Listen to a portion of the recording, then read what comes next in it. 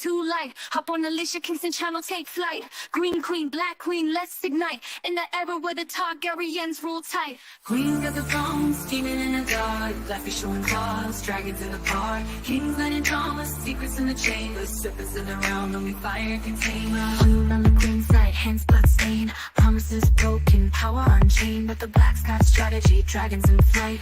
Night means day, reign supreme by night. Queen on the queen side, hands blood stained. Promises broken, power unchained. But the black's got strategy, dragons in flight. Night means day, reign supreme by night. Soulful whispers, crowns clashing bones. Medieval battles, blood, fire stones. Queens of power, both fierce and hard. Dragons roaring, tearing lands apart. What it I like do? it. What it I do? like it. Hello, hello. Peep the new intro. If y'all are liking it, I need y'all to put that in the chat and give a shout out to this man right here, Sir Johnny Storm, for putting that together for you, girl. Anytime. Meeksy, what's going on? What's going on, sis? How we doing? It's a good day.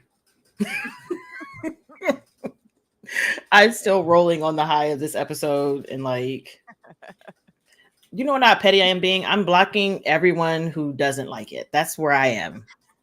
I was on TikTok and we're like, well, I just want more action. Block. It's not for you. This show, this was not for you. Right, Block. it's more than action. It is more than Blickety action. block. Oh, what? We're on a good start because I really liked the episode as well. Really liked it. Indeed.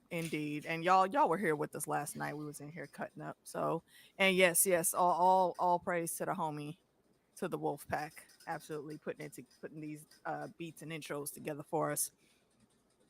Santi, Get you a Fallout one. Oh, what up, Santi? I have to get you a Fallout one, man, with the classic 60s kind of sound. Save it for season 2. Or save it for when you play the game. Oh, okay, that too. That's what I said. Is that you telling me to play the game? I did. Yeah. Yep. Okay. Yeah. Good game. Lady Helaena, how are you? How are you? Imagination Realm was good, girl. Exactly. You get a block. I was just blocking everybody. You're not going to ruin my buzz. Okay. Mina, what's going on, Cuzzo? Lovely to see you. Hello, everybody. Hey, Amy, Danny McKay, what's going on?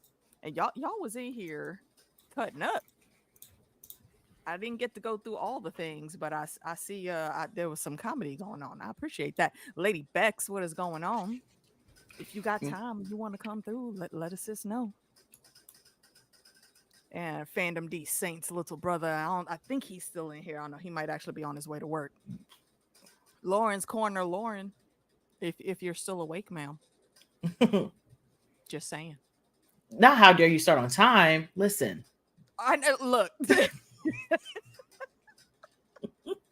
We were literally just backstage, and I looked at the clock. I said, "Oh shit, we actually about to start early."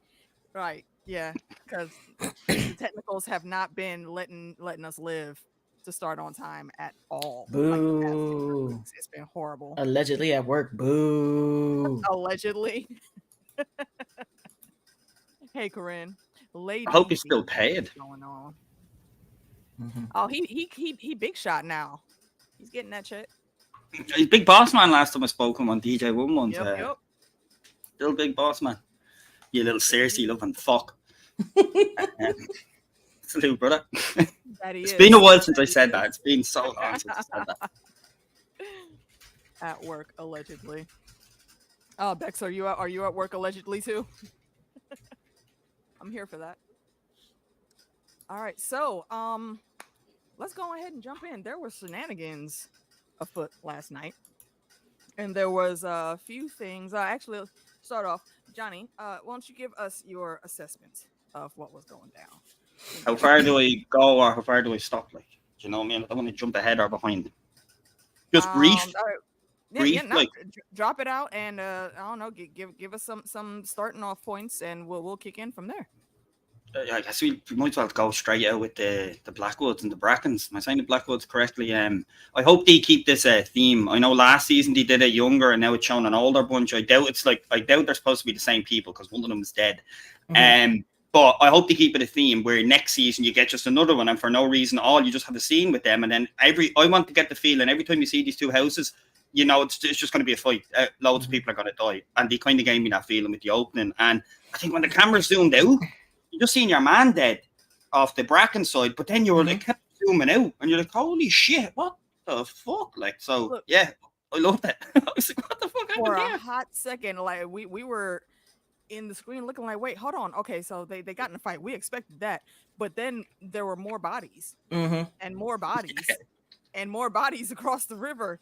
Hold on, did Daemon come through and like lay everybody out, or what's happening here? But it is the Blackwoods and the Brackens, and yeah, they beef like that. Yeah, they had the burning mill in the back, like low level Capulets and Montagues. Like, just in case you forgot, here's the burning mill. You see that burning? Somebody's great granddad had beef with somebody else's great grand cousin or something, and now they still beefing like 400 years later. And like, where they born though? Where they born? Like, I'd have to do a second glimpse at that. Where they born to see if Daemon came through, or they were just like, no, these hate each other this much. I just think they hate each other. Yeah, I think that's all it was. Yeah, stop it! Not House Kendrick versus House Drake. Started with the two of them, the beef will start. What the hell? See, look. I'm just saying they're not like us. Yeah. It is fitting though, isn't it? Like the Kendrick and the Drake thing, because like they do ride Drakes while she rides dragons. Like, you know what I mean? So I'm with it. For sure. And it is lovely to see you, OTDA. The legend. Have you missed? My goodness. All right, so we did start off with some of our highlights last night, Meeks, but where do you want to go first? I'll leave it to you. Where step off you want to go to? And you're right, they were looking for a reason. They just wanted to run up. They wanted to run up. It never takes much. I'm going to go ahead and jump into the downright tomfoolery that is the Kingsguard. Bruh. Okay, but the one thing I will say, like in their favor in this moment, was they was taking Crispy to task, and I had no beef with anybody on the smoke that they were giving him. All the disrespect. Listen, every single bit. Sitting on the steps, looking at him like, what you looking at me for? Why is you looking at me? Looking at you. Straight up laughing at this man. Like, don't you got someplace to be? Why they not doing something? Like and it's just it gives me such a warm feeling in my chest that he's getting all this disrespect. That he's realizing that shit is getting out of hand. Like, he can't control it. Nobody can control it. The king can't control it. And he is sitting here. I feel like on the inside he's missing Otto. He's just like, because you know what it is. He knows how badly, again, he has fucked up. Because you came at one of your best people and you cut him down on some petty bullshit, sent him on this runaway damn mission, which, yes, tactically was a good idea. Did you go about it the right way? No. So what happened to this man? He's dead. And so is his brother now. Yep. You forget his brother used to be on that guard too. They know him too. That's two of their homies dead now because of you. And everybody already know you fucking the queen or the queen dowager. Everybody knows. Everybody. You think nobody knows, but everybody knows. Just up until this point, they have had a little too much respect for your station to say something. But now the gloves are off. You got one of their homies killed. I don't even think that they care that far. I'm surprised that it could just be some petty bitches. You right? The thing that surprises me, you know, from each side, is like at one point did neither of them cop to be like, hang the fuck on, we've got two twins, and they're going to be wearing the same armor because that shit's expensive. Shave your beard. You better think about this. Either shave something so you're different, or have a key question to ask, like just to be extra safe. Because it's like, what happens if we could just do a swap here? Like, that did not even perceive in their head to be like, they're fucking twins. Like, I would have immediately thought that. Yeah, do something. The dude at the gate also thought it too. So, we thought you were inside. You motherfuckers know he has a twin. Nobody thought to say, wait, hold on, bro. Hold on. How you get out here though? Like I just passed you in the hallway. What you doing? Yeah. None of the questions. I'm truly curious to know in that situation, honestly, how did he know how to get around so quickly? Because he found her very quickly, like he already had the map in his head. Well, they would have been at Dragonstone, right? Like they would have been on the inside of them, both of them, right? I mean, well, it depends. If the king goes there, then they will go there. Like they go wherever the king goes, right? But he was never there for any long amount of time that we know of. Didn't they go to Dragonstone for something? Like I feel like they went there somewhere. Okay, they got as far as they got stopped at the bridge. Yeah, they got stopped at the bridge. They never got inside. No, I don't mean like on the opposite team. I mean like even with Viserys, like they didn't go there for like chillaxing because they were there when Viserys was there. They're not far away. They're not far away from each other. They probably just want us to fill the gap on that. To be like, look, these are his Kingsguard. They're familiar with his surrounding area. Like. Or even if he could have just wandered around a bit. Because once again, everybody was lackadaisy, but nobody was more lax than Green. Not doing their job. Listen, I mean, they were empty. They were better than Greens, who was just out here just playing. Very likable. Outright laughing at their commander when he gave them orders. Listen, just everybody not doing what they're supposed to be doing. Helaena still ain't got no guards. Like, bro. Yeah. Yeah, what the fuck is up with that? You know what? That is actually okay. Sorry. Hey DJ, welcome back. Hey Dornish, good to see you, girl. Let's talk about our baby boo, Helaena, and Alicent still not knowing how to have a conversation. She's so damn dumb. Like, for frack's sake. I'm glad you called us live too. Welcome, Georgie Grace. So. Remind me of the conversation because I feel like I might be misremembering one line. But there were a few things that Helaena said. Well, she had walked in and she was like, she feels bad about Jaehaerys, but she doesn't think she needs to feel bad about Jaehaerys because kids die all the time. Commoners have their kids die all the time. People die. Right. So I mean, eventually this is like the cycle of life, for her. So she's like, this is going to happen. So compared to what the commoners are going on, she doesn't think that she deserves her grief that much. And Alicent was like, of course you do. The feeling that you have right now, all mothers deal with that all the time. And I'm just like, do they though? I was like, okay, man. I mean, you're trying. And then she just looks at her and was like, I forgive you. Yeah, that was a banger. Is that for fucking Cole when you should have been guarding them? Is that what the forgiveness is? She was. I feel like there's so many things. Like, how? She was so confused. She looked like she had on her in her brain. She had it fixed to say, "Forgive me for what?" But exactly. At least she was gracious enough in that one moment to pause. Yeah, and she not say nothing else. Little crocodile tears shine for a bit, and that was that. But I'm looking at her like, you are trying to talk to this girl about some bullshit. Basically, she's told you how she felt, and you again just dismiss what it is to try to talk about some shit that you want to talk about. That's not what she needs to hear right now. She is still handling this so much better, and she doesn't try to put herself like on. I don't think she was trying to put herself above any of the small folk, as they say. She was saying, "Look, they're allowed to feel how they feel, just like us." And Alicent is seemed to me like she was trying to continue to instill no, we're above them. No, but no, bitch, you're not.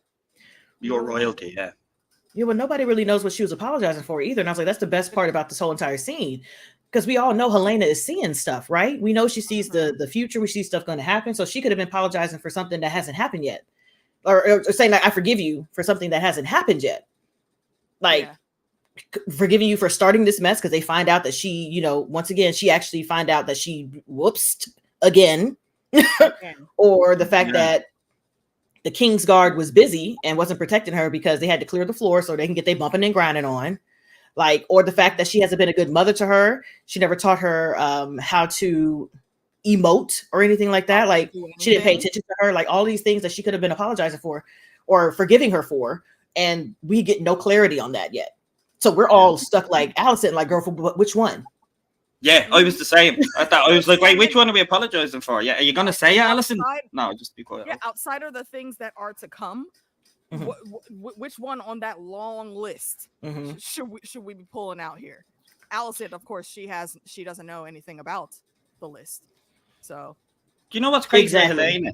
See that she's been like holed up and brought within the wall, so when she goes outside, it's Right, like does. seeing air for. I've seen like life for the first time, like and whatnot, social, like all these skills. But Viserys didn't even know it as well through his neglect, because it's like you were crazy for these prophecies and dreams, yet your daughter was right on your doorstep who does this, and you missed it. How did you miss that? Last week. You're all about that, and How- how did you miss that? Always You're miss all that. missing I would- Helaena, like of all your of dream these child. kids, she's the one, like literally the dream child of all of these kids. She's the one that he should have been closest to, because this is literally the life that he was trying to have. You got that one dream that you thought was great, and you wasted all of your years, by your own words, all of your years trying to have more dreams or try to have that dream again, and it never happened. So it's good. It may go in their books. It seems like they're gonna make it that he was a dreamer. No, bruh, he wasn't. He was clout chasing his whole life. He was clout chasing. Yeah, That's it. yeah, 100%. It's just so interesting. You also failed your daughter just as much as Alicent did. Like she's literally by herself in that whole entire place, except for her and her daughter. That's it. Only because she takes the time to be involved with her child, because that's all she has. That's all she has. Yes, she does. She does have a dragon. She does. John. It's a Silverwing, isn't it? I think so. I think it is. Yeah, I don't remember the name of her dragon.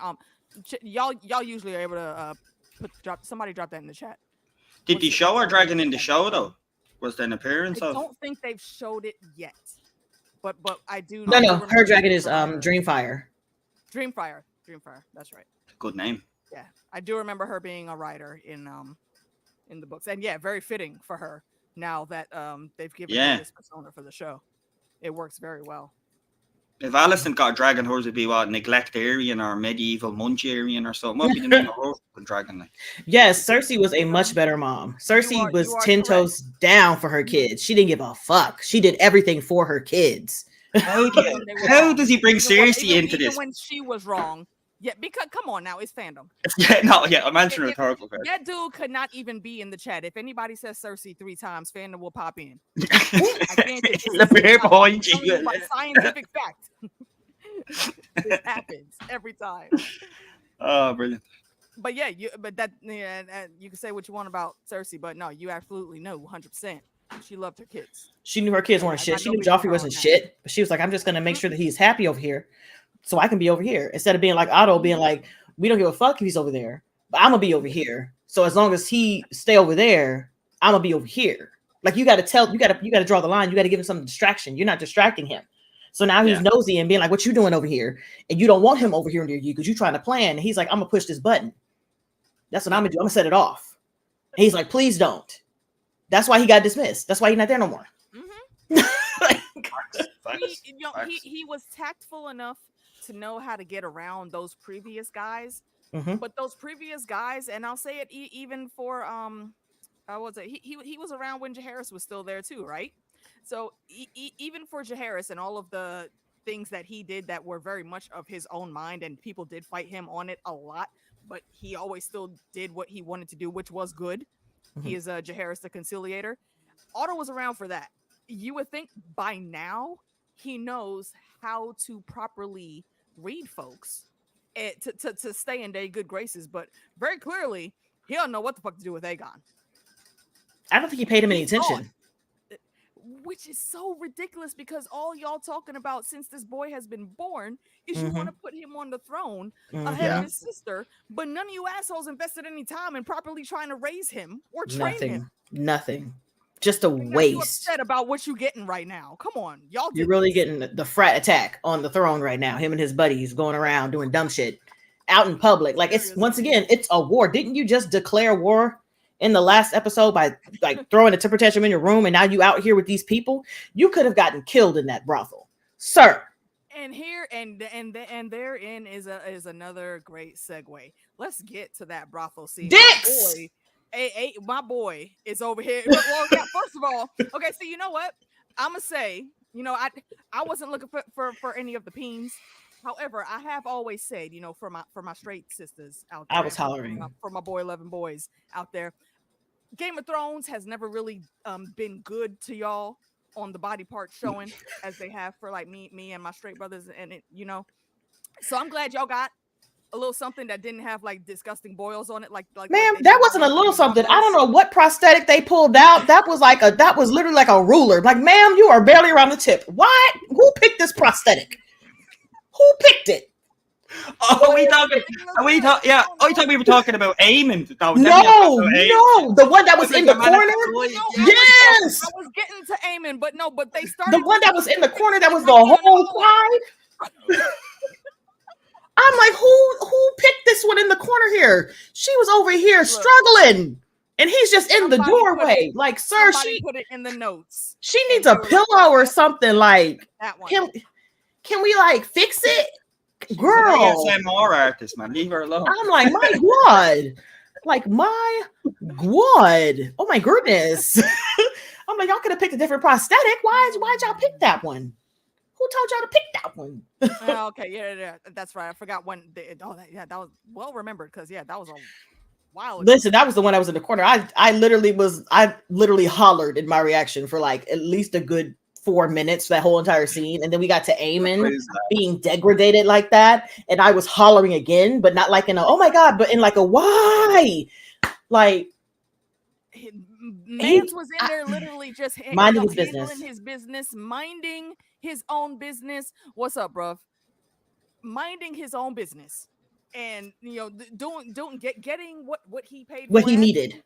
He was Grey Worming, man. He was Grey Worming. He might not even be paying this woman because they've had a repertoire for some time now. So for this little asshole to come in here, I was wondering what he was doing, like just exposing everybody. Like, yo, they paid for them rooms, bro. Can you put the curtain back? You didn't even think to pull the fucking curtain back. Nah. Then he gets over here, so that kind of makes me feel like he was in there looking for him just to say some bullshit. I don't think he was. And I don't know. I feel like it was just a happy day when he found him. I know, and exactly what happened there brought me right back to that scene when they came out teasing him with the pink dread, and all you did was sit there and laugh at him, and then you talk shit to this man, and all you had to do was look at the Kingsguard that were with him to know how this was gonna plan out. Uncomfortable everybody was. Bruh. And they are a bunch of yes men, but they weren't chuckling at all. They were like, and they knew because they know not to fuck with Aemond. They don't want Aemond coming after them. Can we give props? Problem.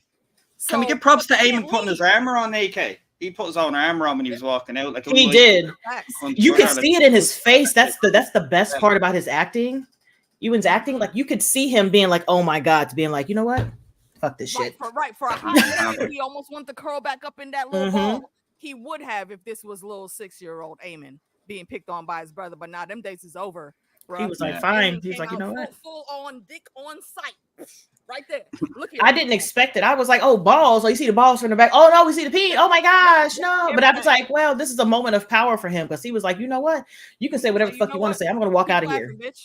I'm not going to cover up. I'm not going to put a cloak on. I'm not going to hide. I'm going to walk my fucking ass right out of here. That's exactly what he did. But I need here we go. I need Aegon to understand that why are you fucking with your best sword? Oh, he's getting slapped up for that. Aemon's going to slap him up. He literally, in his sober mind, and in his good sober mind, he already knows, he has realized this is his best motherfucker. He talked his mom down right quick. He doesn't belong here. No, why would I not have like my closest confidant here? Not only your closest confidant, but also legit the best, most skilled motherfucker on your team. And the one thing protecting the city. Always, the one dragon.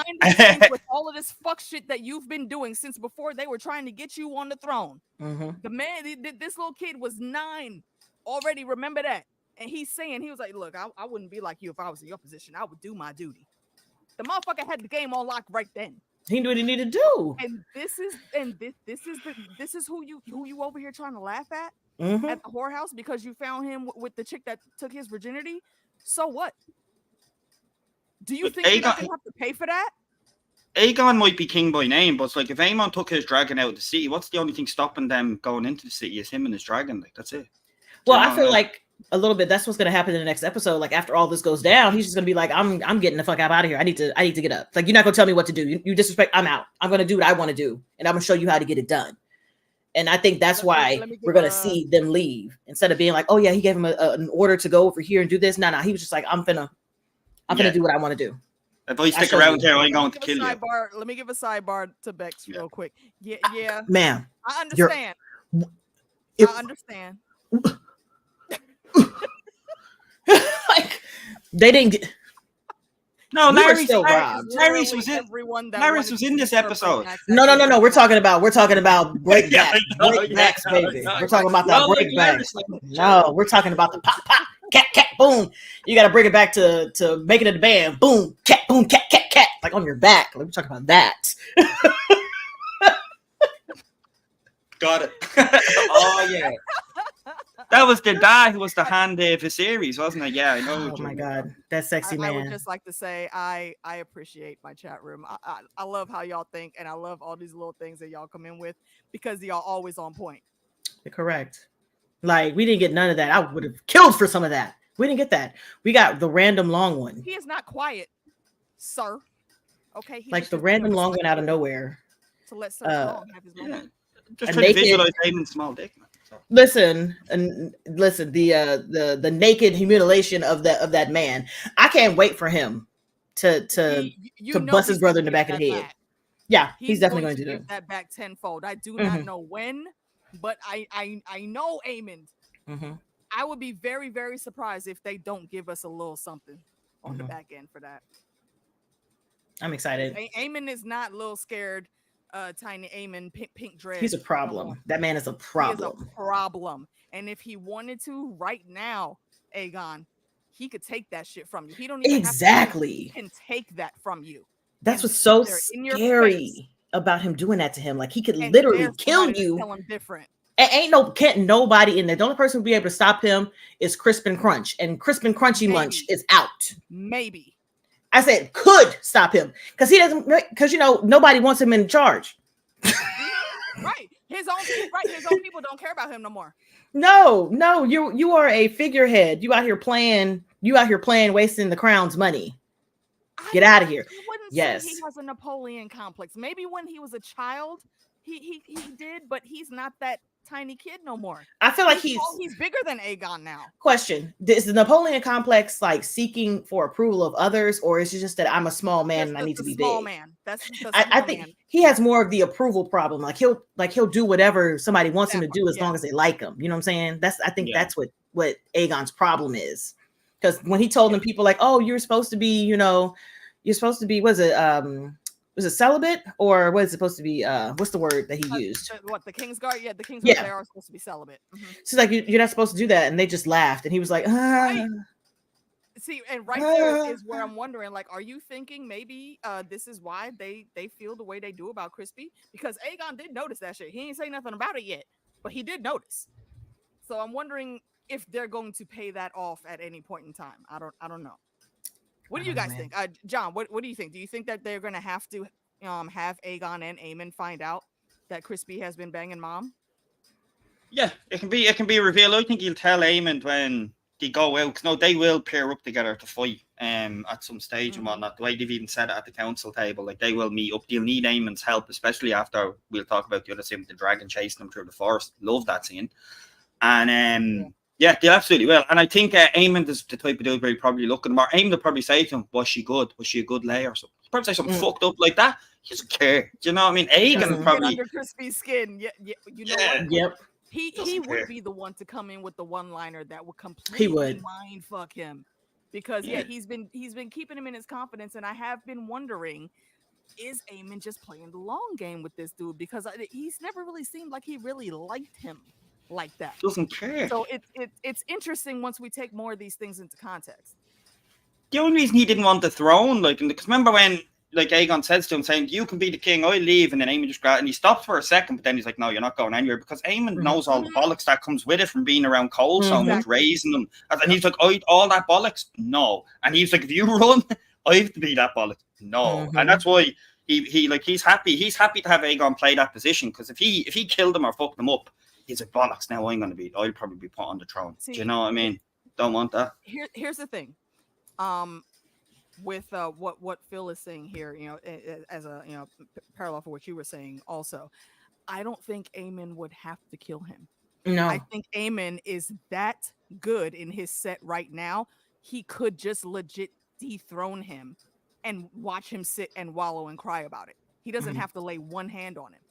Yeah. Because everyone there respects Aemond more and is far more afraid of Aemond than they are Aegon. Yeah, because Aegon just wants to be agreeable. So all Aemond would have to do is make everybody be on his side, whatever it is, and he'll feel a type of way about it. He'll feel a type of way about it because he wants to make everybody. He wants to be the center of attention. So if his brother is laying out the commands, and everybody was like, "Yeah, this is a good idea. This is a good idea. We should go with this. We definitely go out this and start planning stuff with him not being included because he technically, as the king, he should not leave the fucking castle. He shouldn't leave. That's the mistake. That's the mistake Rhaenyra made. She left, and that's why your seat was snatched because you left. So it just leaves it open. So I'm like, they could just plan and leave him there, and he's going to feel left out, which is what I think which is going to happen. He's going to feel left out. So. That's why Larys was like, "Please don't go. Please don't go." Yeah. No, well, Yeah. I'm not putting all this work into you, you little fucker. Don't go. Larys, I think, has his own stake in the game. He really doesn't give a fuck too much about what happens to Aegon. He's playing his own long game. Aegon's more manageable, though. Yes, he is. Haven't revealed, and yes, Aegon is more manageable. So he wants him there because Aemond's not going to play with him. Aemond's not going to play with you in your foot, sir. Yeah. When it comes to Aegon and him, like, bro, how easily are you swayed into shit? Because you were convinced just so quickly to put on armor. You got to be out there in front. Okay, you got to be out there in front to lead the pack. You got to let the people see how powerful you are. Because again, he has this thing with looking like he's strong to people, and he knows that it's not looking very great right now, especially since he did what he did with the rat catchers. You fucking idiot. And now he makes that change, and Alicent that tries to talk him out of it. I think it was her that said something. He didn't listen. Yeah. But then Sir Foots comes up and starts whispering, and just that quickly he goes and makes the announcement that he's changing his mind. I'm like, yeah, because it's a certain way you got to talk to him. You got to make him believe it was his idea. I mean, but right. They're calling you weak if you go. If anybody else comes up and says something else, I think it could be just that easy to get him to switch his mind again.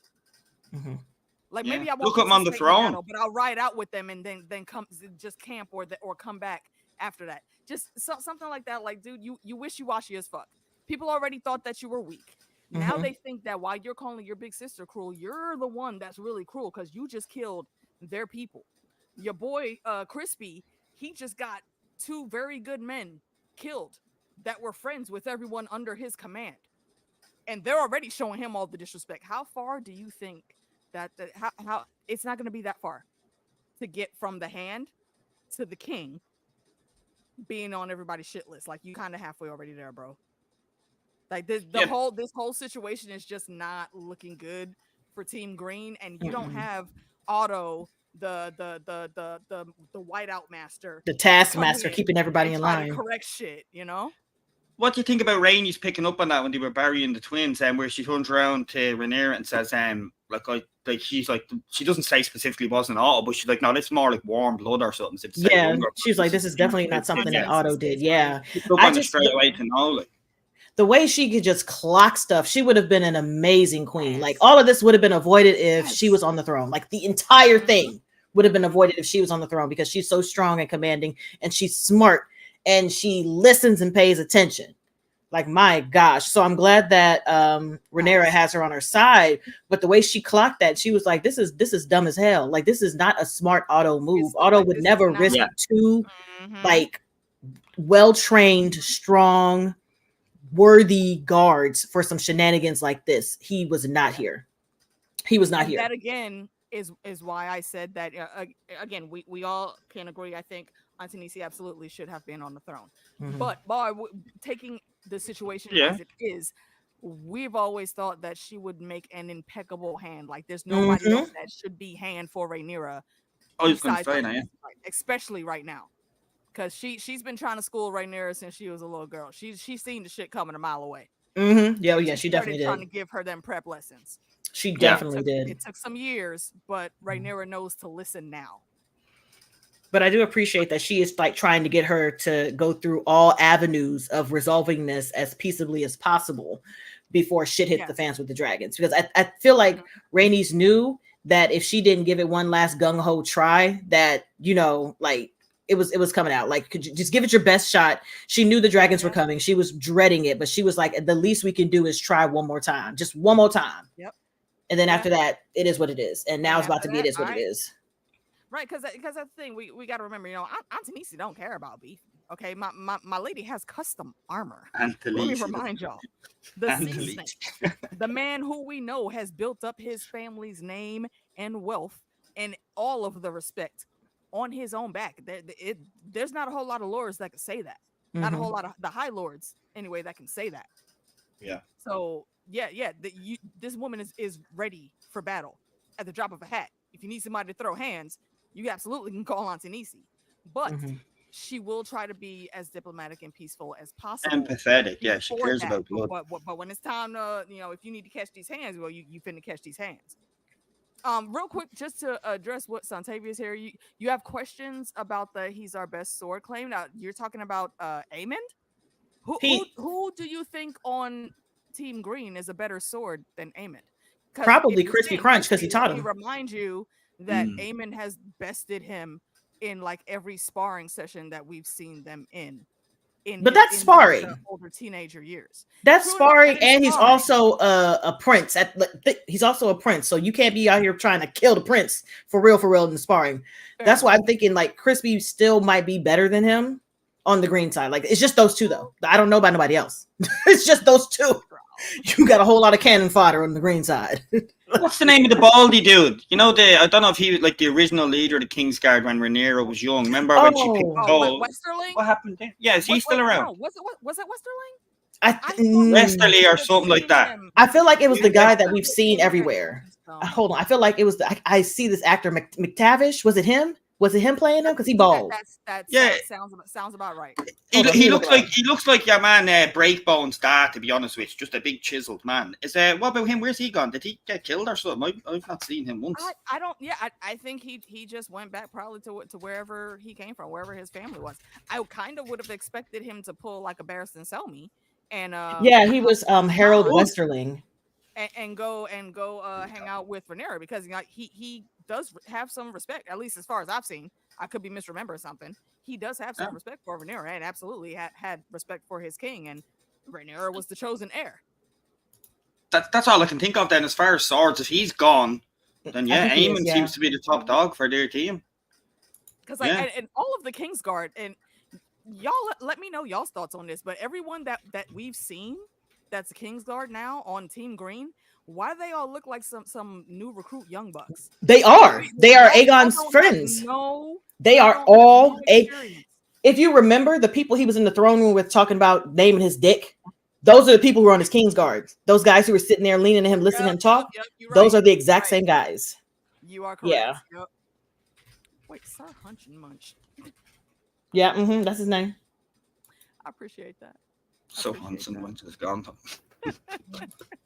Very good. I think Aemond. See, yeah, I agree with you, JD. I think Aemond will take him. Yeah, Aemond is there. In my opinion, I'd say like if that other dude is gone, Westerly, if he's gone, I'm like, who else have they actually got? Like who's Rhaenyra's? It's Daemon, isn't that? It's obviously Daemon and Aemond. That's the big be all end all. Like Luke and Darth. Well, they're both Darth Vader. Interesting fight. But yeah, I'd say he would be. I think what happens is in your mind you think of the whole of Westeros and the history and the future from this, and that's probably why you're like, that's a low bar in comparison. But at this timeline, yeah, Aemond probably would be. It probably would be. There's no Arthur Dane here. A bunch of, as of right now, there's not a bunch of like real heavy hitter powerhouses on the Kingsguard. Okay, side note. Westerling left. He resigned because Otto told him to kill Rhaenyra. I couldn't remember what the fuck happened to him. But he's gone.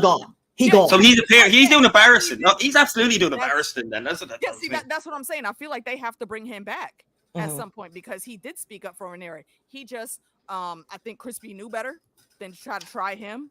So once he left, and then Beesbury spoke up, he wasn't about to take that disrespect from the old man because he just had to eat shit from Sir Westerling walking out and quitting. Yeah. So Yes, I remember now. Yes, yeah, he had his Barristan Selmy leave as well. Yeah, Jesus Christ, there. Like I couldn't figure out what the hell happened to him. He's literally the Barristan Selmy in this situation, and cousin, you are correct. Yeah, Aegon is an attention. You see, you're saying it so nicely. I'm gonna put the real thing out. Yeah, he's an attention whore. He's a little bollocks. That's all he wanted. Everybody, look at me. I did a thing. Like he's literally fucking what is it? Mad TV. That character sport. Look what I can do. Yep, come on. That's Aegon. That's Aegon. Yeah. One positive on Aegon, yeah. I know it's hard to do, but one positive which he doesn't get the credit for. But we got to fucking see Valyrian steel armor. What the fuck? That shit looked awesome, guys. Like dragon scaly, his armor's fucking dope. And then that's why Euron Greyjoy's going to be wearing in the books. It's like, holy shit, Euron Greyjoy's going to be wearing that shit. You are correct. You are correct. Valyrian steel armor, we got to see it. I only know because P told me and I had to rewind it, and they actually say it. It's like Valyrian steel armor, and then they're going to meld Aegon's crown onto him. It's like, oh, why are you wearing that? It looked cool. It looked really cool. If we ever get a proper adaptation, it would be so interesting if somehow that was the armor that Euron had. It'd be class, wouldn't that be a great pickup? It would cost you a lot of money on eBay. Even in that time, the cat's ball still survives. Dark Sister and Blackfire are somewhere. I suspect Blackfire at least is in Essos. Is Dark Sister not in the north? In Essos is the cave. Essos is east. Where the east? Yeah, the east. Dude that orchestrated the whole marriage deal between Dany, Ilario. That guy. I think he has the Blackfire. Mm-hmm. Okay. Makes sense. Them swords be traveling, as Meeks likes to say. Yeah, swords be swords. Listen, they be do. They listen. They do. The way these things are missing, The they literally have little legs. They gone. They are out of here. I just like the armor because if you had like a dragon scale, if I hate dragons, yeah, shout out. But the dragon scale kind of affect the scales on. I even had to stop to be like, oh, let me pause this for a second. Yeah, that's cool. Y'all know how I feel about weapons, and if you show me a nice set of armor, you get. I just like the fact that they added his little pot belly that he's starting to get into the armor. I think that was cute. I was like, I see what you did there. I see what you did there. Because if Aemond would have put on armor, Aemond's armor would have been like, swole. He had a little belly in the front, a little jiggleization in the front. I was like, okay, I see him. Right. They didn't need to check that now. The breastplate stretcher for this one. Now they just put so it fits nicely. He's not going to even notice, really. So he's a little pot belly of Valyrian armor. That's adorable. Yes, it's like a little boop, a little boop boop. a Valyrian booba. Like y'all know that the fan art that's been out about the Targaryens for years now. It did give me a small hint of the way that Aegon the Fourth was portrayed as that in the royal garb that they showed him in, that he was drawn in, that his clothes had that very snug fitting in line pot belly to allow for all of his decadence that he's been doing for years. And funny to say, you think Aemond is a psychopath, and I would advise Aegon to not mess with that boy. That's the best advice anyone could tell Aegon right now. What was the saying that Helaena said about him? You lose an eye, but you'll gain a dragon or something. Helena's on her shit the whole time. I just wish that they paid attention to her more. Like this whole thing could have been like finished, resolved. He could have moved on. And I also think it was like really Viserys not telling nobody else about the freaking prophecy. Like, could you imagine if like 4 people knew? Daemon, Rhaenyra, Alicent, and Otto knew about the prophecy. That's all who needed to know. That's it. Because then y'all could have had a conversation about what the fuck's happening and why it's important that a particular person ends up on the throne. Like, come on. What about Helaena? Helaena, what is this? 2 days I'll come back to you. I'll spoil everything on you. She'd be able to tell you the origin of the fucking Great Others. She'd be able to tell J.R.R. Martin the origin of the Great Others. Just let her do it. Spoil it. Okay, I did have something that I wanted to bring up. We'll see if I remember earlier. But Christopher Edwards, hello, welcome. What happened to the guests from our other Game of Thrones talk? Scheduling is what happened. There's a lot of us out here, and we do all run mostly in the same circles, so we have to try to match up scheduling, and not everyone is in the same time zone. That also hinders a lot of times how we can link up and do things with each other on our different channels. So that's why I can say for sure Bat Productions will be back on. I think we're gonna have him on for episode 6. Possibly episode 5 is when I will do send out like my chat room invites. I know Luke is already on that list. She'll probably watch this later. I'm trying to see if Jackie wants to come on and chat about it also, and maybe one other person. Just so the panel doesn't get too large. We'll save that for the finale. You know, we have everybody come out for the finale. But yeah, so they will be back, but we haven't had a bunch of them this season because it's really just down to scheduling. Like we had Bex and Heidi on, and the ladies will be back. Bex is actually in chat right now, and I'm sure if you go watch Heidi streams, I've been on a couple of them already. I'm sure we'll collab again a few times in the future for this season. So thank you for bringing that up, though. So now everyone else knows, because I'm sure other folks have been wondering. So now we're all on the same page. Now, do me a favor, though, Christopher, if you could. Who is the person that was excited about Harrenhal? Because it's not jogging my memory. So let me know so I can reach out to them. Thanks. Sir Goodfoot. He is Sir Goodfoot. I thought you were going to ask him for a like there. I thought you were going to ask him for a like, you know, after saying that whole spiel there. I was like, now do me a favor. Hit that fucking like button after that. I thought that was self-explanatory. I mean, but since someone wants to be on that, then okay, so here's your Streamly reminder. Please go ahead, like, subscribe, share, spread it around. Okay, fine. For favor. We're trying to get to 1,000 by the end of the year, so we can get these monetizationals on, because I can't do second jobs anymore. I'm too old for that, bro. I ain't got time. My whole life, don't got time for that at all. My whole life I had to fight. Like we can't. Speaking of Jackie, hi Jackie. What's good? Again, I will double extend the invitation. Let me know if you want to come through. And also, I always tell folks. She did, Phil. You're right. AK did just call her banners. You're right. Indeed. Indeed. So come through and help a girl out. No, tell your mom, tell your dad, tell your brothers, your sisters, your cousins. They don't even really got to watch. Just click that subscribe button, and then it goes into the algorithm, and then pop, we gonna be up. Please and thanks. Appreciate y'all. Some good networking, man. Hello. Wait, good question, John. What did you say? I'm sorry. No, it's not me. I'm not going through the chat as much because on these sessions, it's flying. It is a lot to it is a lot to keep up with, because y'all be out here wording, and I appreciate all of that. I love to see the converse, but I can't always get to everything in the middle of the conversation.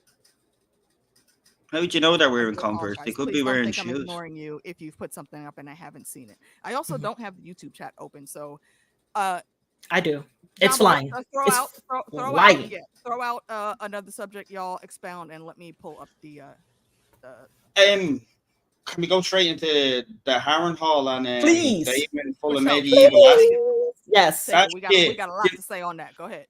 No, it's going to sound like I'm dissing it. I'm not. But that whole thing was like watching that 70s show, except it was that 40 and 40 show kind of. I just needed the laugh track when Damon comes in. You know, if you're ever in a fight or something mad happens, your adrenaline, he's full of it. And when they were all weak and nice and all, I needed a laugh track, you know. And then the whole time he's always like, no, please. Your man's like, what are you trying to poison? Anything they did, what are you trying to fucking poison me? You know, exactly. That's the best way to kill a dragon. I was like, they're not harming you, lunatic. What are you doing? You know? My favorite part of that whole entire thing is when he sat down at the table and he threw the fork. I was like, sir, you could have just said, I'm not eating this. He not only said I was eating this, he picked up the fork and threw that bitch. It was like, I'm really not eating it. I laughed because I was like, no, he didn't just throw the fork on the floor. Oh, come on, dog. That whole thing was absolute comedy. Like in Harrenhal, you get a great echo of laughter in that place. It's just the way they done the whole scene. He jumps in, he kicks the darts, all action based. And it's great to see the top half of Harrenhal, because in the earlier ones we seen the bottom, and doing his little Metal Gear Solid sneak. Yeah, and just a bit of James Bond music, Red Foreman opening the door. What do you want, you jackass? Give us a laugh track. Perfect. Like we're in the middle of dinner, sir. We're in the middle of venison and peas. sir. Like, you're rude. But I did like how they made Harrenhal so like moist and like ink, like it was just very spooky. Really You can tell, Super like you can moist. tell She stuff. Like a juicy. She a for a juicy. lot of people who didn't who don't read the books, they don't know that Harrenhal is like a place of like, it's like all of the happenings. I'm not alone. I'm not by myself. I'm not. Take the whole Conjuring universe of movies and in the house. What was that movie with Heath Ledger back in the day? A Knight's Tale. And mix all of that in, and then add in some extra the Ghost of High Heart in that, and you get Harrenhal. And if y'all didn't watch my reaction, I will encourage you to please go watch my reaction. When they started doing the Harrenhal things, I was literally on the edge of my seat waiting for them to do some witchy shit. And it's so good. It's so good. They delivered so fucking well. It's so good. Like because at first, like there's no shift. Like all you do is you see him in the room and you see him like trying to put little bowls and buckets down to catch the water. I know his bed had to be wet. That place had to smell like mold and must. It had to be stankin'. And then he put his sword in the door and you see that thing moving. And I was like, why don't you just knock on the door? Like you could have been like, excuse me. You could have been like, excuse me. And he could have opened the door. Why are y'all doing that? And then once he went outside and there was somebody there, I was like, oh, wait, are we in a thing? Is a thing thinging? Is it happening? That's what I thought too, because there was light coming in from under the door. Exactly. Door jam. And as soon as I saw that, that's when I jumped up like, oh my God. There were feet. Are they gonna do exactly. Oh, shit. There were feet. That's why I thought it was a person. I was like, why don't you just knock on the door and be like, hey, I want to talk to you for a second. I saw your feet. You're there. But there was nobody there when he opened the door. And I was like, well, goddamn. Soon as he opened the door, I was like, oh shit. Yes. And I couldn't say what I thought was going to happen because Daphne and Tanisha have not read any of the books. So they don't know the shit that I know is coming for Harrenhal. And I had to wait and literally bite my fingernails until it actually got everything done. And then I could explain to them why that was so significant for the book readers. And I gave the showrunners a shout out on my live stream because they literally put that in there as a nod to us because they know we out here analyzing I'm so glad. this shit, and I love it.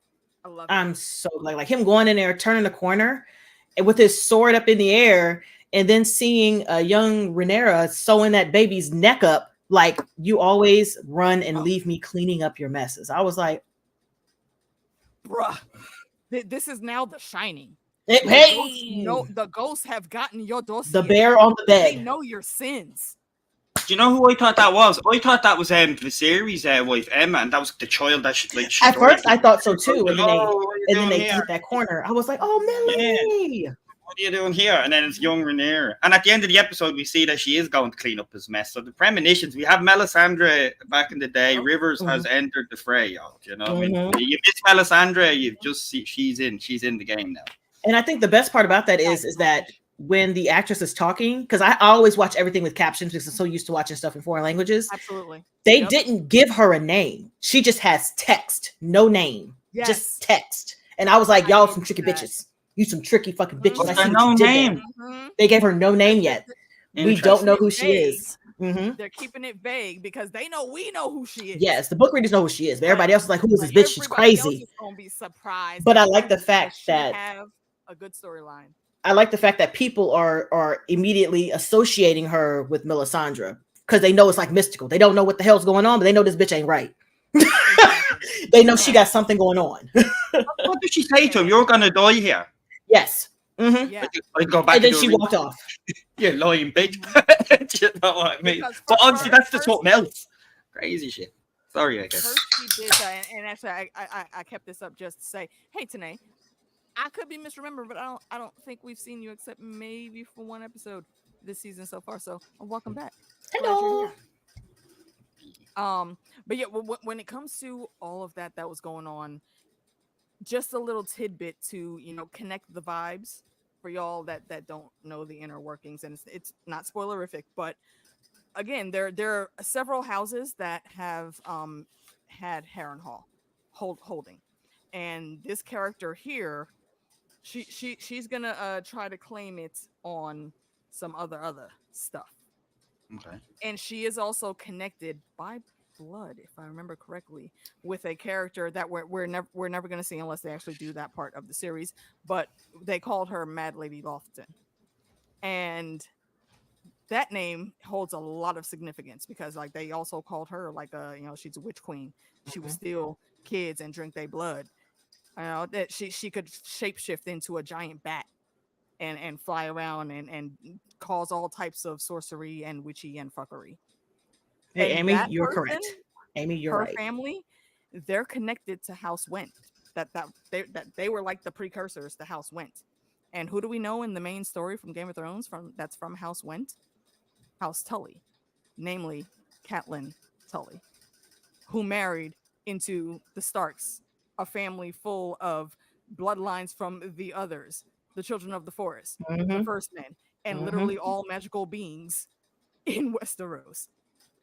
When I you think have powerful it And would ended still up be considered a together spoiler. like that, that's Loki. That's why the Stark kids had those powers they did, because they were literally jacked up in magic on their bloodline. Because I And feel she like did end up with the main Targaryen blade as well to save Bran. Is that all Quinky think, is it? Sorry, Meeks, you were saying something there. Oh no, I'm smashing all types of buttons trying to keep an eye on who said what. I think Imagination Realm, I think it is kind of a spoiler because they didn't tell us in the show yet, and everybody's going off of the stuff that we know from the books. So the fact that they put out a whole article about this character that we haven't really given a name yet, trash. They should have waited another week because I'm pretty sure next week they're going to put a name on her. Yeah. Okay, so for that, I will say if you do go back and watch my reaction, I do say her name because I didn't explain exactly who she was or what she did, but I did say her name because I was wondering if that was her because I didn't see any promo pics of that character. I did. I read the casting and I that's yeah.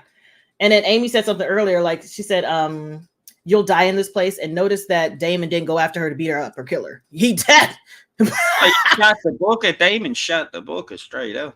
Yeah, he stood right there next to that tree that he was so confused because he was next to that tree. And I was like, is that a werewood tree? Exactly. First of all, werewoods don't be surviving in the South. Mm-mm. Like even now, by this time, there's only one place in the South, and when I say South, I mean just away from the neck, that cut off. That's right there at the Twins. There's only one place that has werewood trees still down there. So, and first of all, let's not pretend that he wasn't opening a door to go into nobody's Godswood. No. He had just opened a door from walking down the hallway, and Mm-hmm. then all of a sudden, poof! I'm outside. He kind is of outside now, with some very strong vibes of northern magic. Well, I also think that the Harrenhal is so magical because the way they had it shown in the show, that tree is woven all through that damn castle. Yes, that tree is through the castle. Mm-hmm. So it's just like it's like a oh my gosh, it's like this anime. God damn it.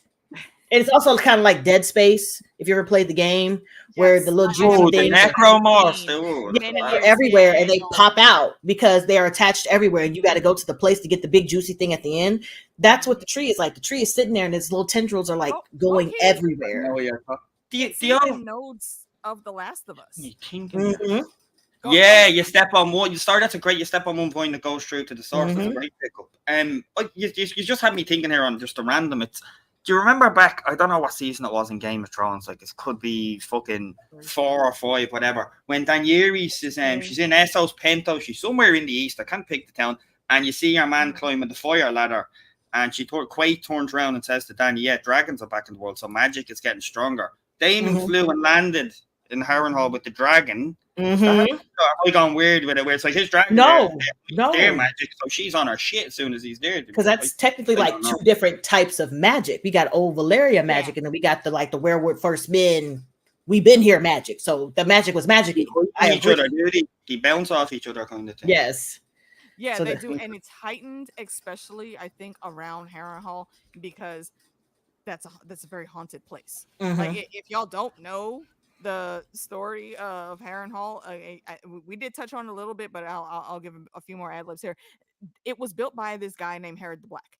He was an Ironborn. The Ironborn used to run like all of the what is that region called? The Riverlands. They used to run that until Aegon came down. He conscripted everyone, not Aegon, but Harry, to build Harrenhal. It's kind of like those old stories you hear about when the Great Wall of China was built. Like any random person that was conscripted into the building team and they died on the job, they were just like buried in the wall. It's kind of something like that. Some very heinous shit happened at Harrenhal, and now it's haunted. And then you have a dragon master with old Valyrian blood come through, and there's this random chick of very first men blood magic. It's a heavy combination, and that's what kicks up all that vibe. I think that's exactly why Daemon had that small vision. That's why she was able to reach him like that. That's no easy task. That's entering like someone's dream state and then controlling their dream. And that's really kind of scary. And his body, because technically, I mean, he was inside, and now he's outside. I was gonna ask you, do you think that whole sequence was a dream? Like, I thought there was a cut. I had to watch it back to see she was in the room and runs out when he walks into the room. I was like, no, she's there. So I was like, was that part of it actually real, where she's outside knowing her shit? He did it well, because it confused the fuck out of me. Dream may have been the wrong word, or too vague of a word. Like, he is awake. He's seeing these things. I feel like it's a vision or something like that. He's in a trance. It's a vision that she's projecting to him. So the moment he steps out of that room, that's when he enters into the vision setup. And it's like Bloodraven to Bran. Yeah. Remember, Bloodraven used to send the visions to Bran with the crows and all that shit. Fucking similar to that. Thing. Okay. Yeah. Okay. Northern magic then. Okay. Okay. That could be fucking anything. My guesses are all off the table. That could be fucking anything now. I think that's why it's so good, and why we're so thirsty for it, because they completely took it out in the last 3 seasons of the show of Game of Thrones. And so having it put back in here and having it mean something, it means something is it's so, oh gosh. Yeah. Makes me want to crack open the books again, and I just don't have time. Right, yeah, see, and that's what I was thinking. Like, well, I think, like, for us, all of these little breadcrumbs that seem like just background information to everyone else, we are filtering all of that in and cross-referencing with what we saw in Game of Thrones, and the shit is fitting. Even for as bad as the final seasons were, they are very actively correcting some of these things, and they're tying the things together that need to be tied together. So then if you do decide to go back and torture yourself and do a rewatch of Game of Thrones, it actually will make a little bit more sense. It's got to be. The magic has to be magicking. It has to be. Oh, they are. The emphasis they're putting even on the blade and all, and they're trying to link in the prince that was promised, which I know we'll get to. Like, that'd be probably a big. But can I say one small thing? It's in the Daemon scene, but I completely skipped past it. The funniest part with Daemon is when he says your prince or your lord, and then Daemon looks at him and he says your grace, and it's the little small smile on Daemon's face. This motherfucker smiling, look at you, you little cunt, in his little hole, pocket into a gossip. That's just what it feels like in your little corner. He just wanted to feel it. I like that from Daemon, that little layer where he's not just headstrong rogue cunt. He's a human under all as well, and he has his need. And to hear someone calling him your grace, even if it's in the smallest corner of fucking nowhere, it was just satisfying. Like, oh, so that's actually what it feels like. I love that bit. Like, he humanized him a little bit. He's still a prick, but he humanized him. I love him. On him. Like, he's my mess. He's a mess, but he's my mess. But I like it. Little smile on him. I'm like, motherfucking smiling. Toxic as hell, and believe it or not, he's gonna get even more toxic.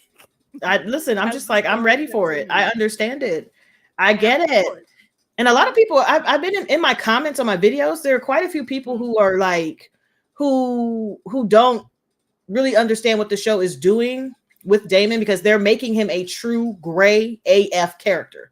He's gray. Yeah. He hasn't said wrong or right of anything. People are still in my comments talking about, well, he said to kill the son. And I was like, no, he said to kill Aemond. Well, he said the son for a son. I was like, he said that, but when he directly asked him a question, it was never answered. I was like, that's the part of the show. The show is leaving it blank. If you think that he's going to do it, then you're going to say that he did it. If you think that he didn't say that he was going to do it, then he didn't say it. So I'm like, that's the whole entire purpose. There's no right or wrong answer. There is the unknown. We do not know if he told Blood and Cheese to go kill the kids. specifically. He said Aemond pacifically. So Atlantically, y'all can't make the distinction of him saying to kill Jaehaerys. There's no proof he said it. We didn't see it. There's nothing. It's just up to your imaginations. And everybody is saying as a fact, like he said this. And I was like, give me the timestamp of where he said this. You need to have a word with Rady. Otto said, he was in the bar getting drunk, talking about just air for a day. We never heard Daemon. We never heard him say that in that bar celebrating. He did say that. He didn't. I just think he was around at all. Nope. He didn't deny it. Everybody called him up. He didn't deny it. He didn't deny it though. Exactly, but he denied this. Did you hear his thing? He denied it. Do you know he only denied it to Rhaenyra, not in public. In public, he did the same thing that Aemond did, because Aemond thinks that, or everybody thinks that Aemond went after Luke purposefully. It was an accident. But he's never going to admit to anyone that it was an accident. He never said it out loud to anyone that it was an accident, except for to the lady that he was laying on in the brothel. Yep. She is the only person who knows that it was an accident. Because when he got back, he was like, yeah, I did this shit, just like Daemon did. Daemon will always sit there and let you think that he did or said something, but he's not going to correct you because he doesn't need your approval for it. The approval of the person he needed is what he said, Rhaenyra. That's why he told her it was an accident. I didn't mean for this to happen. Yeah. But he did not tell anybody else that. That's why I'm like, he will never admit to you. It's vague. No, it's vague. I agree. It's very vague. And I love that. And I love that it's so vague. Yeah, it makes me feel good. Like that happen because George wants to give these conflicts, because then we can literally put ourselves in the mindset of these characters to see even what we would say would be the pros and cons. We can't put it on what we would do because they live in a totally different type of age than we do, and the discourse that comes is valid, I think, and I believe that that's one of George's goals, is to have those discussions and say, above all, George is always a gray character. I think walking into writing these stories, he shows both sides, and he shows how tough decisions can be for both sides. And one thing I think we could say 100% is he's never going to try to push anybody in any direction at all. It's all, here's the info, do with that what you will. Like when he says, how do you pronounce some of these names? However you say it in your head, that's the right way. So it's cool because he's just been very consistent on that. And again, we have this discourse that we go through, and I love it. Let me cut to Teflon. No, he didn't. No, he didn't. He didn't say anything. They can zoom in on his face all he wants to. The zoom in on the face does not imply he said anything or not. It's up to you. Scroll down in a sec. It's up to you to make the determination what you think he did. You can think that he did that, but there is no proof saying that he did, because he didn't say it. They didn't show us him saying it. He just looked at them and cut to scene. Yeah, shout out to Blood self-snitching before he even walked in. I was like, oh, David, thank you. Right. It's like, what the fuck, big corny bastard. Because I want to touch on what Luke is talking about here. Now, can we take a minute to appreciate how much of a problem Helaena would be if she actually rode her dragon like the others? Yeah. Dreamfire is huge and fierce. And I feel like if Helaena really wanted to just be petty boots, and she has all the information that she needs to get there, she would just get on her dragon and fly over to Rhaenyra's side. Because if you know what we know about the end of this story, how it all comes down, she also would be a force to be reckoned with, I think, on Team Black. But that's just me. And so there's our premonitions as well. Was that what was that Tone's name that you said? I didn't see it coming. Okay, yeah, here we go. I hadn't scrolled down yet. So why did the camera zoom in on his eyes when they asked him? They said he said a son for a son if they couldn't get Aemond. So he didn't say which son, but he because technically Jaehaerys is technically a grandson of Otto's. So technically, but I understand that, but they didn't say it. I'm going by what they're giving me. Plausible deniability. not- Exactly. They did not. We did not hear him say it. They did zoom the camera in, yes. So that's again the gray area that George likes to keep people in on. So it could be, you could say that was them implying that, but then you cut to the scene with blood while he's in there, and he's tough for maybe about 2 seconds until Sir Foots rolls out the torture devices to begin the interrogation, and he folds that quickly. He was trying to save his life. I don't think him saying that, oh, well, you know, he told us his son first son, blah, blah, blah. This is a man that's trying to skirt death quickly, and he's panicking. He could have made up anything in that moment to say.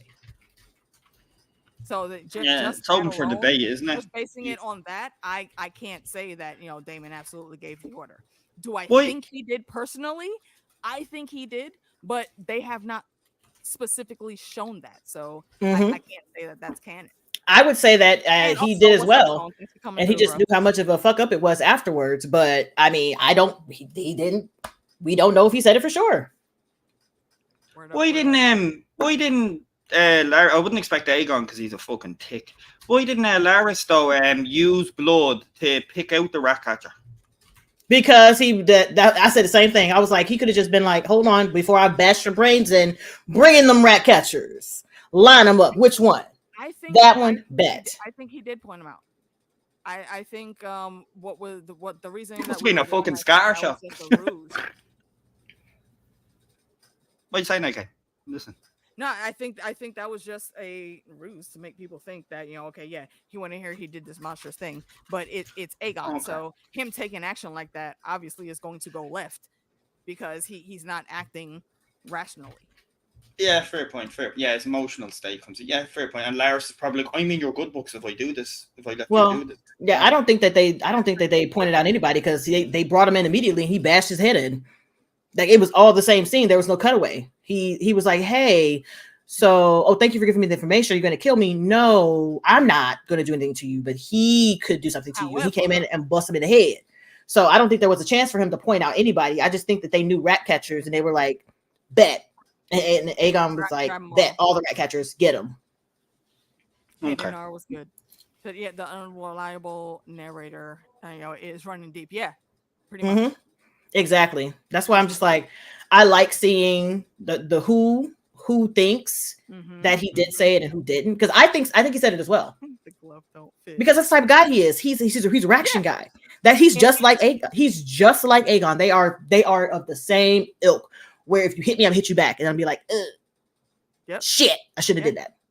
Yeah, no, fair deals. Yeah, I do think he said it, but we can't say that for sure because it was not 100% shown. Yeah. So yeah, I'm gonna rewatch that scene. scene. That goes.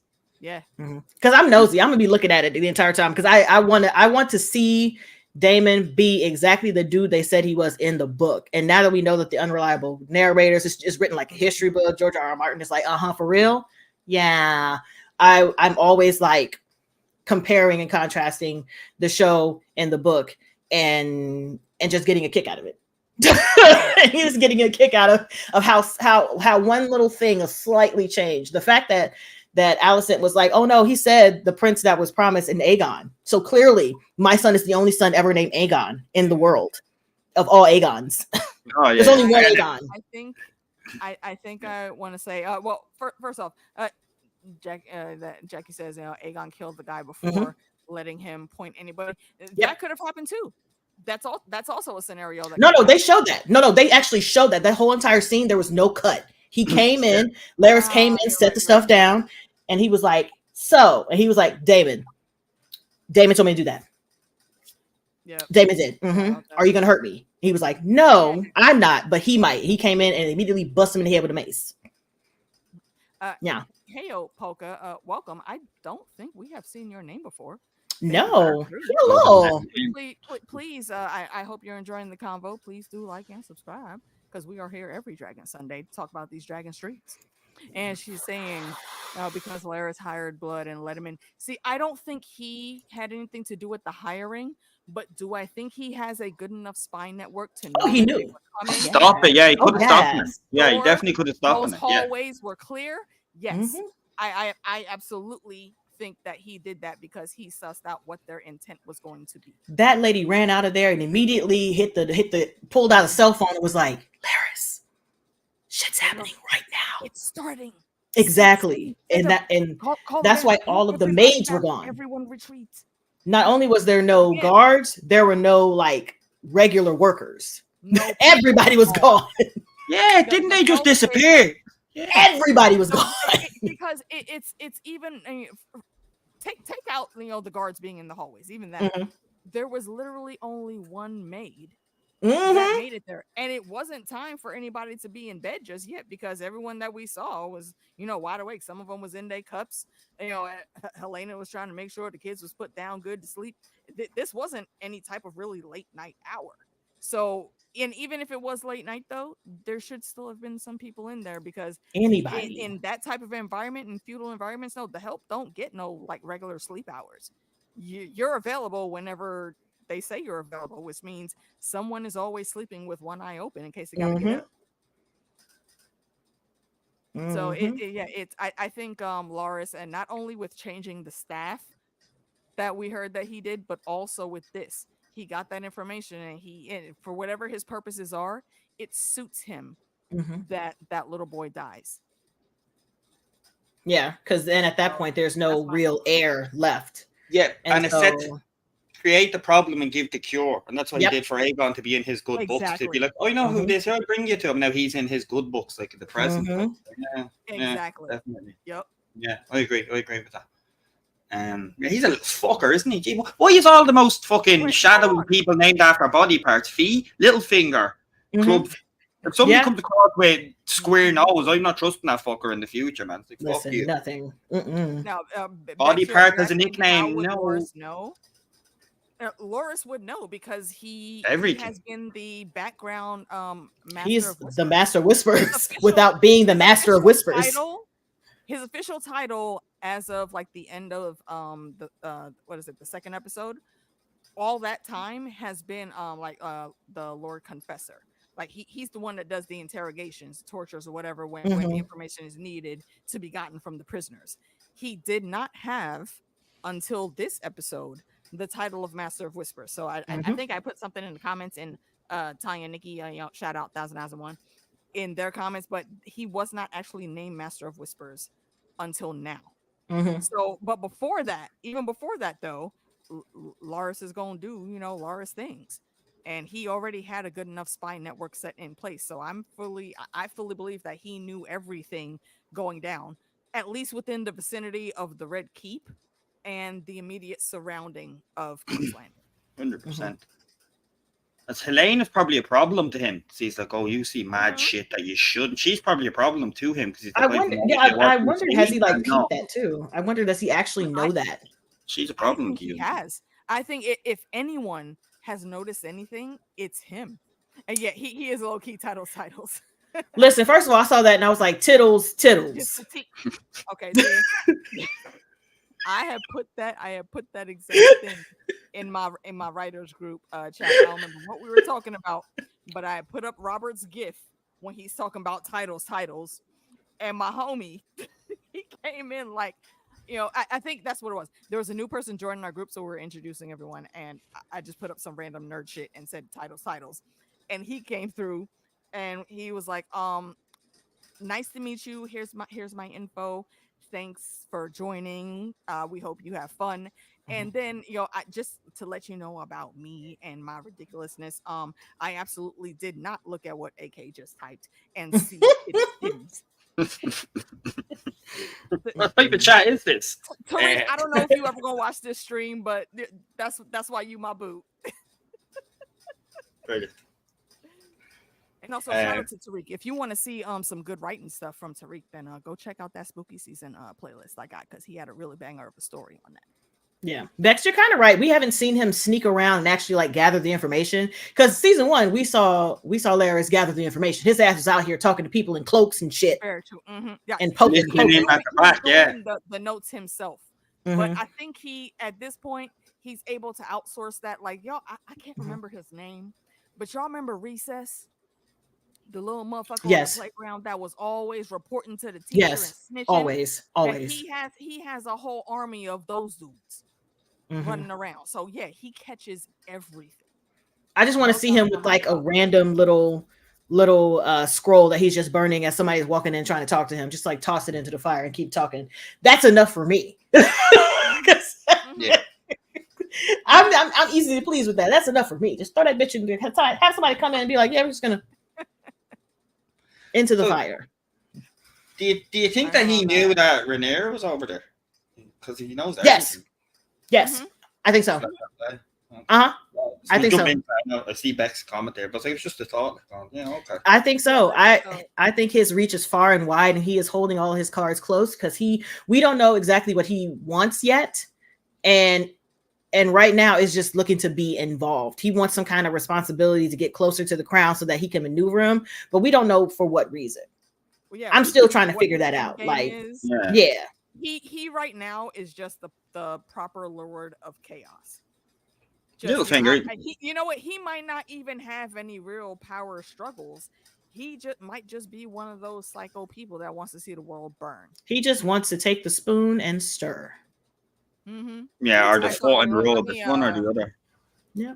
Yeah. Let's read what Bex is saying here. I think that they need to give us more. Yeah, they do need to give us more. Bro. So even with Varys, we saw him actually in the shadows. True, we did see him in some of his taking on those different characters that he employs himself on in the books. I don't know, but you think it happened so fast that there really wasn't time for Loras to act. I disagree with that. I think there was ample enough time for him to act, especially while he was blackmailing the Queen Dowager and getting his OnlyFans Foots Medieval edition on. He absolutely 100% has spies everywhere in close vicinity that he needs, and I would have put it past him to have at least one or two spies in like all of the great houses. Also, the dude, he's say what you want about him, and again, I don't like him either, but he's charismatic. He's good at his job. He knows how to move. Killing people. Yeah, he is. His cunningness is through the roof, no doubt. But like, is he as smart as he thinks he is? Same Littlefinger syndrome all over again. Because even the people in Harrenhal were saying, "Fuck him, we know he killed his family." So they're even saying it without any thought. Just knowing, is he as smart as he thinks he is? No, see, yeah, and I'm glad you brought that up because I did forget about it. That right there said everything to Daemon that he needed to know about that guy. His own family is looking like no. He killed his dad. He's like, I want you to explain to me how we had a fire in a wet ass castle. Right. Like, sir, give me the scientific explanation of how this happened. The castle is in such disrepair that they don't even have the buckets out, on those melted towers where Daemon entered in. All they can do is just manage the rain or whatever water might come and maybe direct it to go through one of their sewers or something. You can't stop it. You see what Daemon had to deal with in his room. But he was trying to catch it and stop the sound of dripping every second and a half. He's trying to sleep comfortable, but there's one half of the bed that's wet and soaking up all of that moisture, and eventually it's gonna get over to his side, so he can't even really get comfortable there. Like, you don't have to fix up the entire place, but can you make sure that the bed is not wet? Damn. Move it to like, put a little patch, right? If you patch it or move it. The way I'd be so pissed. There wasn't a leak in the corner of the room. Just move the bed. Why would you do that? Why did you keep that bed right there to get all? And it probably smelled moldy as shit. It had to smell horrible. No, thank you. No, spank you. I think Daemon was just delighted somebody called him Your Grace, and he was just satisfied with his surroundings for them few minutes. And the fact that they immediately surrendered so quickly, because like the whole time me and Daphne were looking like, wait, why is he able to walk down all these hallways? I knew he was able to walk down. One guard there. Hello, where's everyone? And then they rolled up on dinner. And of course, just Daemon being Daemon, he gives all the dumbass disrespect. I mean, I get it. That's what he do. He was trying to suss out what things was going on. And more importantly, he made it to Harrenhal first. Mm-hmm. And to remind y'all, no war in Westeros is ever won without the full support of the Riverlands. So it is Harrenhal is a very imperative. Like, you have to get that because that's where you can garrison like all of your troops. That's the only castle that has that much space. That's what he said. He was trying to get together. He was trying to gather a bunch of people. Even in the state of disrepair that they are in, it's still one of the biggest, best castles to go in. Why do you think Littlefinger sided with Tyrion? Remember in the earlier season, because he says, I'll give you Harrenhal. Like, well, there's no dragons around now because he didn't know Dany and her shit. But like, there's no dragons around now, so that's nobody's touching that shit. Like, he was like, yeah, I'll do that, no problem. Like, that's how good Harrenhal is. Like, it's like, yeah, even Littlefinger wanted that, and he's not an idiot. Like, I mean, and let's not forget, within Harrenhal, the reason that what's his name, the Iron Wrong guy, Harrod the Black, he was so confident is just like River Run with House Tully when we got that awesome scene of the Blackfish reading Jaime for filth and fishing over the castle wall. They have their own water supply. Yeah, no siege there.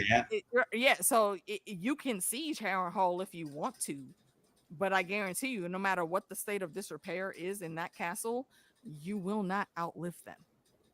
Yeah. The only way you can get at them is with the dragon. What do you think of the overhead shot? AK, sorry, just quickly, it's the overhead shot of Daemon flying in on the Dragonite. That's fucking cool. They're giving you instead of instead of just giving the saddle view. Now they're going on. I was like, oh, the POV coming in. I was like, that is fucking unreal. I love that. I hope they continue to do that. Unreal. Right. Unreal.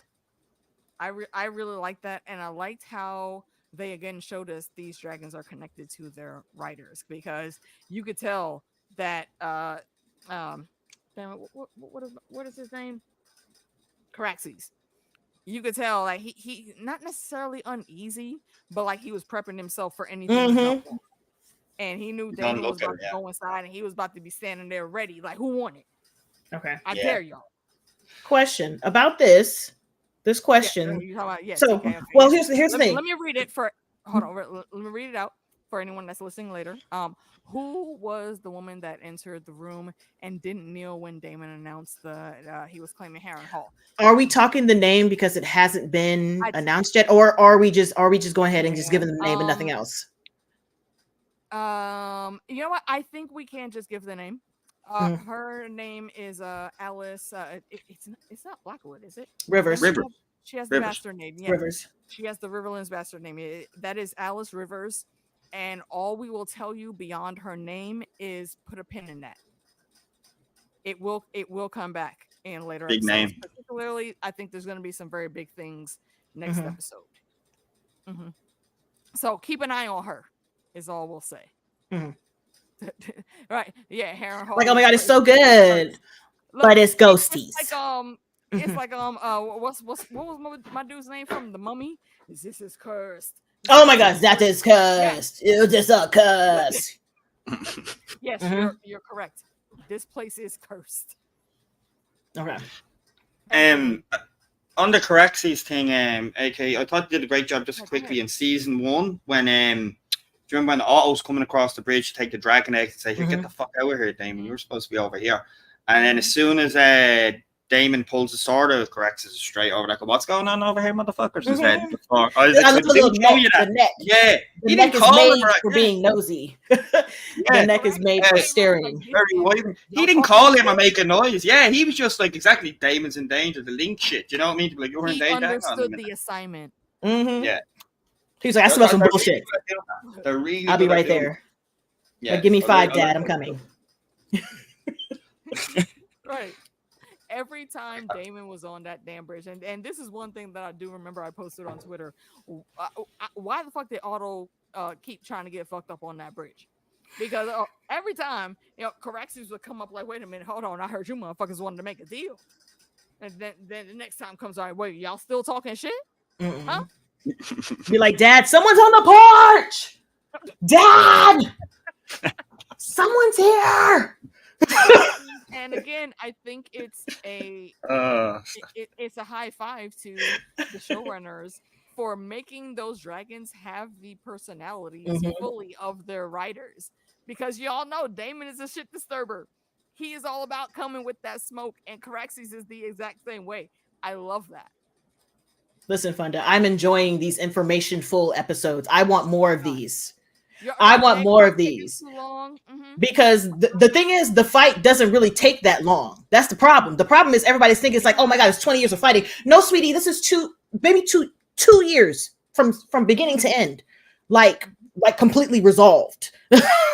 Like we're moving on. You know what's like is, do you remember the reason why the whole Hodor, I sorry to talk about Game of Thrones, I'm sure, because that shit's been gone years, but do you remember the whole Hodor episode and reveal? The reason why that hits with why that hits with people so much, so hard, is because of the long build-up. That's why that hits. You need these long build-ups.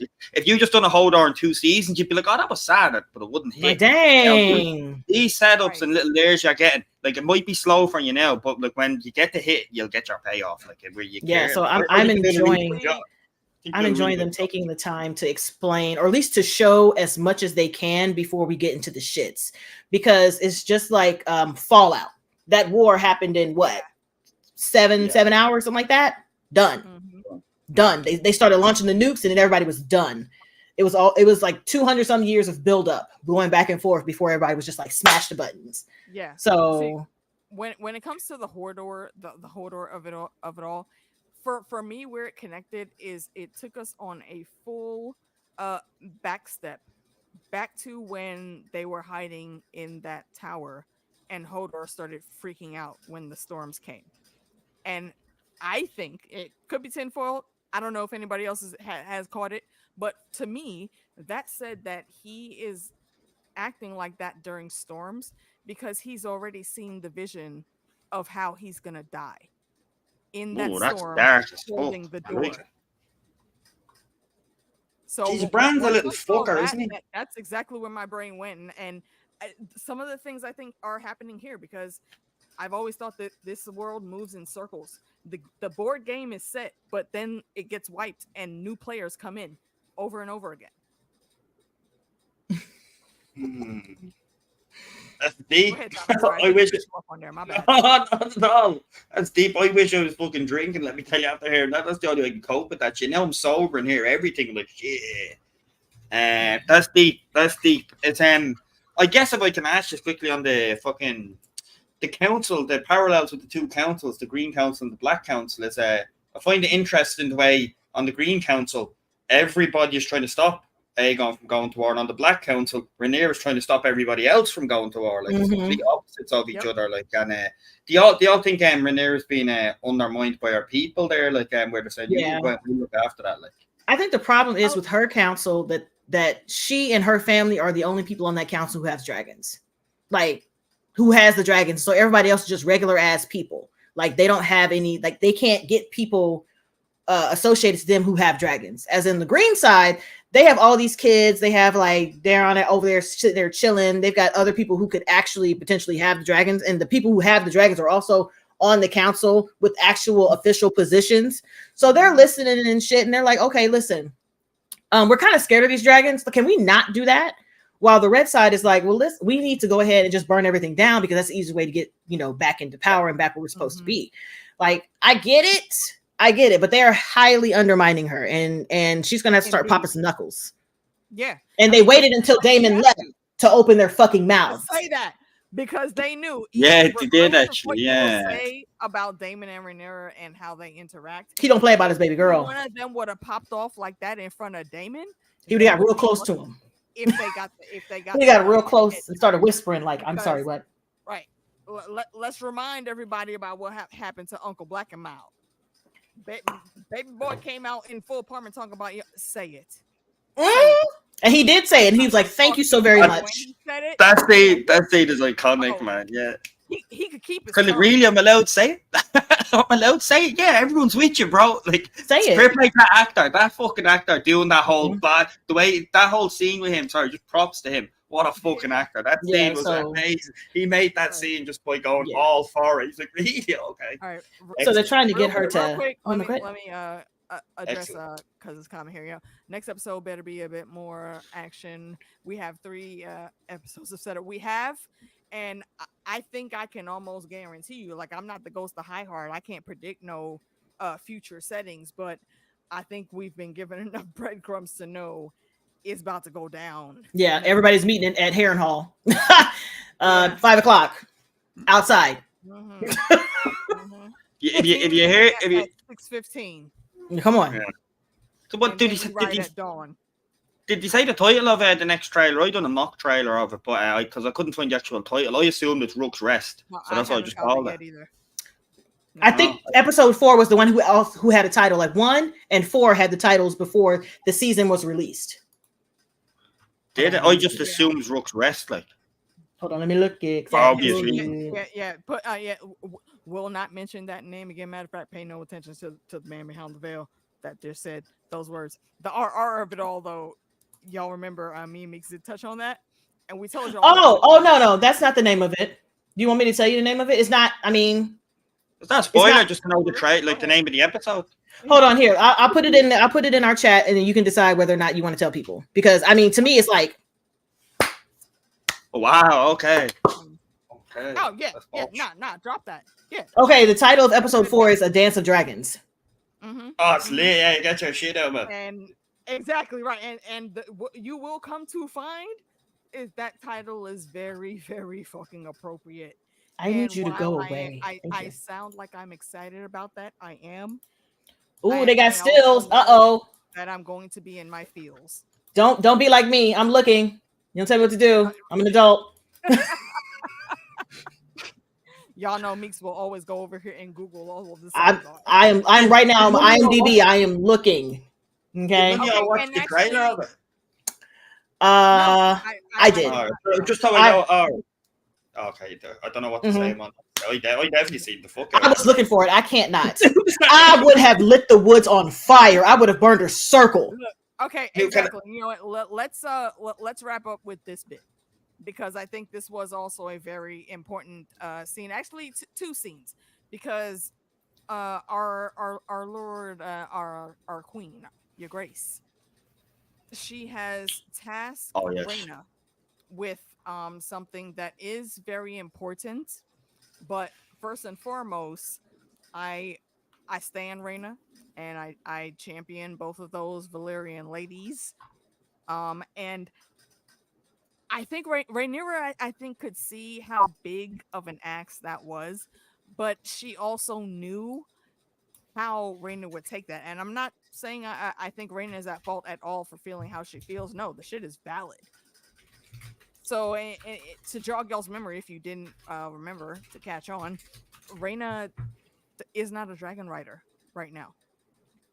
So she's being tasked with taking the younger of the 2 younger of Rhaenyra's kids across the Narrow Sea, or I think they'll end up in the Vale because of what she said at the end with Lady Arryn. And she thinks it's basically because she's not a dragon rider, she's the only one that can get discarded for this task. And I know how that looks. I don't think Rhaenyra sees it that way, but she is well aware enough of that being the situation. However, who else is she going to ask that she can completely trust? Yeah. Would look out for her kids. Mm-hmm. And you know what, though? She seemed kind of down about it and all, but then as soon as she showed her the dragon, you're taking the dragon out, she was like, oh, shit, that changes everything. Mm-hmm. You know, to trust the importance of it. It's like, okay, so you do actually trust her. You're right, Santi. Yeah, it broke her heart to have to send her boys away, but I don't think she felt any less about Rhaena either. You know, she is down for both those girls. Mm-hmm. Remember when she had her first council meeting, she made sure to look at both of them like, what y'all doing over there? Nah, come through. Okay, Rhaena is absolutely 100% a part of the team. Mm-hmm. But tactically right here, this is what you can do. This is do what you can, how you can. Baela can't do it. Baela is betrothed to the heir. You can't put her in jeopardy. And even more importantly, she's a dragon rider. They need that dragon. Rhaena right now is not. She will get there, but she's not a dragon rider right now. And somebody did ask last night during the live reaction stream if those eggs were Dany's eggs. There were 4 eggs in that crate. Mm-hmm. So Three of them are sus. They could No, be. no, they are. They've confirmed it. Oh, They yeah, confirmed yeah, it. it's gold. They're gold. It's gold, They green. confirmed it. Okay. Gold, The green, and red, showrunners yeah. confirmed it. Yeah, look at the Okay, colors of them as so- well. Like, hey, have a look at the colors. It's that you're like, holy shit, yeah, that's there. yeah. I'm gonna go back and rewatch that. So Yeah, for context, there's 4 eggs in there, and we know, through the ages, those eggs that supposedly turn to stone, it's only 3 of them that happens to. So 3 of them get sold. and I did see it mentioned earlier in this chat. Yes, Rhaena will eventually be a dragon rider. It just wasn't her time yet, for whatever the reasons. I don't question the old gods or the new. They do what they do. What about all the hints? Even when Rhaenyra was out, what's her name? The fucking whisperer and Horseside Mysteries. Forgive me on the name. I think she's gorgeous. I fancy the fuck out of her. I can't think of her name. Mysteries or so. No, the whisperer, the female fucking whisperer. Mysaria? Mysaria, there you go. The gorgeous one. Is do you even show that scene where they're at the balcony and she's like, your dragon's lonely. You're definitely somebody's hopping on that motherfucker. Your dragon's lonely. Please hand that shit to me. You know what I mean? Yeah, because a lot of people were like, oh, I don't understand why they're lonely because Laenor is still there. That's Laenor's dragon. I was like, well, we haven't seen that dragon since Laenor left. So I assume if we're seeing that dragon, Laenor is not here no more. That's my assumption. And we talked about that last weekend, and someone brought up that what about Laenor in that? And I said, well, I don't know that Rhaenyra would get a raven from anyone, because even in the books, Laenor does die, and he does die at the hands of the guy that he crossed the narrow sea with in his Gendry session of rowing. So something, I think, did actually happen. We don't know what, but something happened, and a lot of folks thought that Sea Smoke was actually Baela's dragon. And they were in 2 completely different places. Baela was launching off from Dragonstone, right there where Adam was, and Sea Smoke. That was at Corlys's place. What is Driftmark? Driftmark. So it couldn't have been Rhaenyra's dragon. And I looked at the comparison photos, like, yeah, that was Sea Smoke, and they named it in this episode that absolutely was Sea Smoke. Our thing last week was, how are they going to cover for Laenor, because a dragon doesn't have 2 mounts at the same time. And somebody said that maybe Rhaenyra will look at Sea Smoke being there and just think, okay, fuck, something did happen to Laenor. And from her response in this episode, it seems like that's where her mindset is, because she knows that Sea Smoke wouldn't be here if Laenor was still alive. Yeah, she didn't know how to respond. So it's an off-screen death, and I kind of hate it.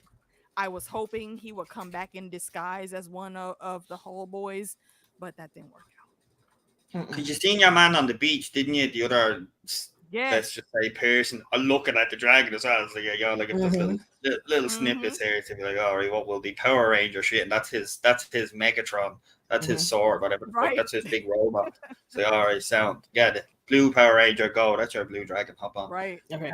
Since we're talking about dragons, I do want to talk about my girl running that man down for his life. I just want to be like real good. Yeah. Yes. She got that man. First of all, Alicent's brother is trash. Hold on. You know what? I need to visit the loo, but continue. I will be listening in. Okay. Alicent's brother is full on trash, but in a good way. I enjoy him coming in and immediately peeping the shenanigans between him and between Crispy Crunchy and Alicent. He knows. If he didn't know from that, then he knew from Otto saying, like, she out here doing dumb shit. Please watch your damn sister. So he got up there and he was just like, oh, yeah, I just come back after 3 months and my father is no longer the hand of the king. He's been replaced by you. Look at you. You've climbed your way up the ladder. So proud of you. Wow. Gold star, right? And Alicent was like, yeah, this is great. This is absolutely positively great, because you know what? You're going to go with him. And the way Crispy was looking at him sideways until she introduced him as her brother. And he was like, oh. And so he was giving him the business all the way up until they finally left. And he was still on some fuck shit. He was like, well, I want to go sleep in an inn. So I'm going to go sleep in an inn. You know what I'm saying? That's what I'm going to do. I want comfort and I'm going to drink and I'm going to have fun. And Crispy is like, y'all, we in the middle of this open field and we just trying to get somewhere out. Why are y'all over here? What is wrong with y'all? And this man must have 70-75 vision, because he looked up and he saw that little teeny tiny bloop and that's moving in the sky. And he was like, y'all, we are exposed. We are so exposed.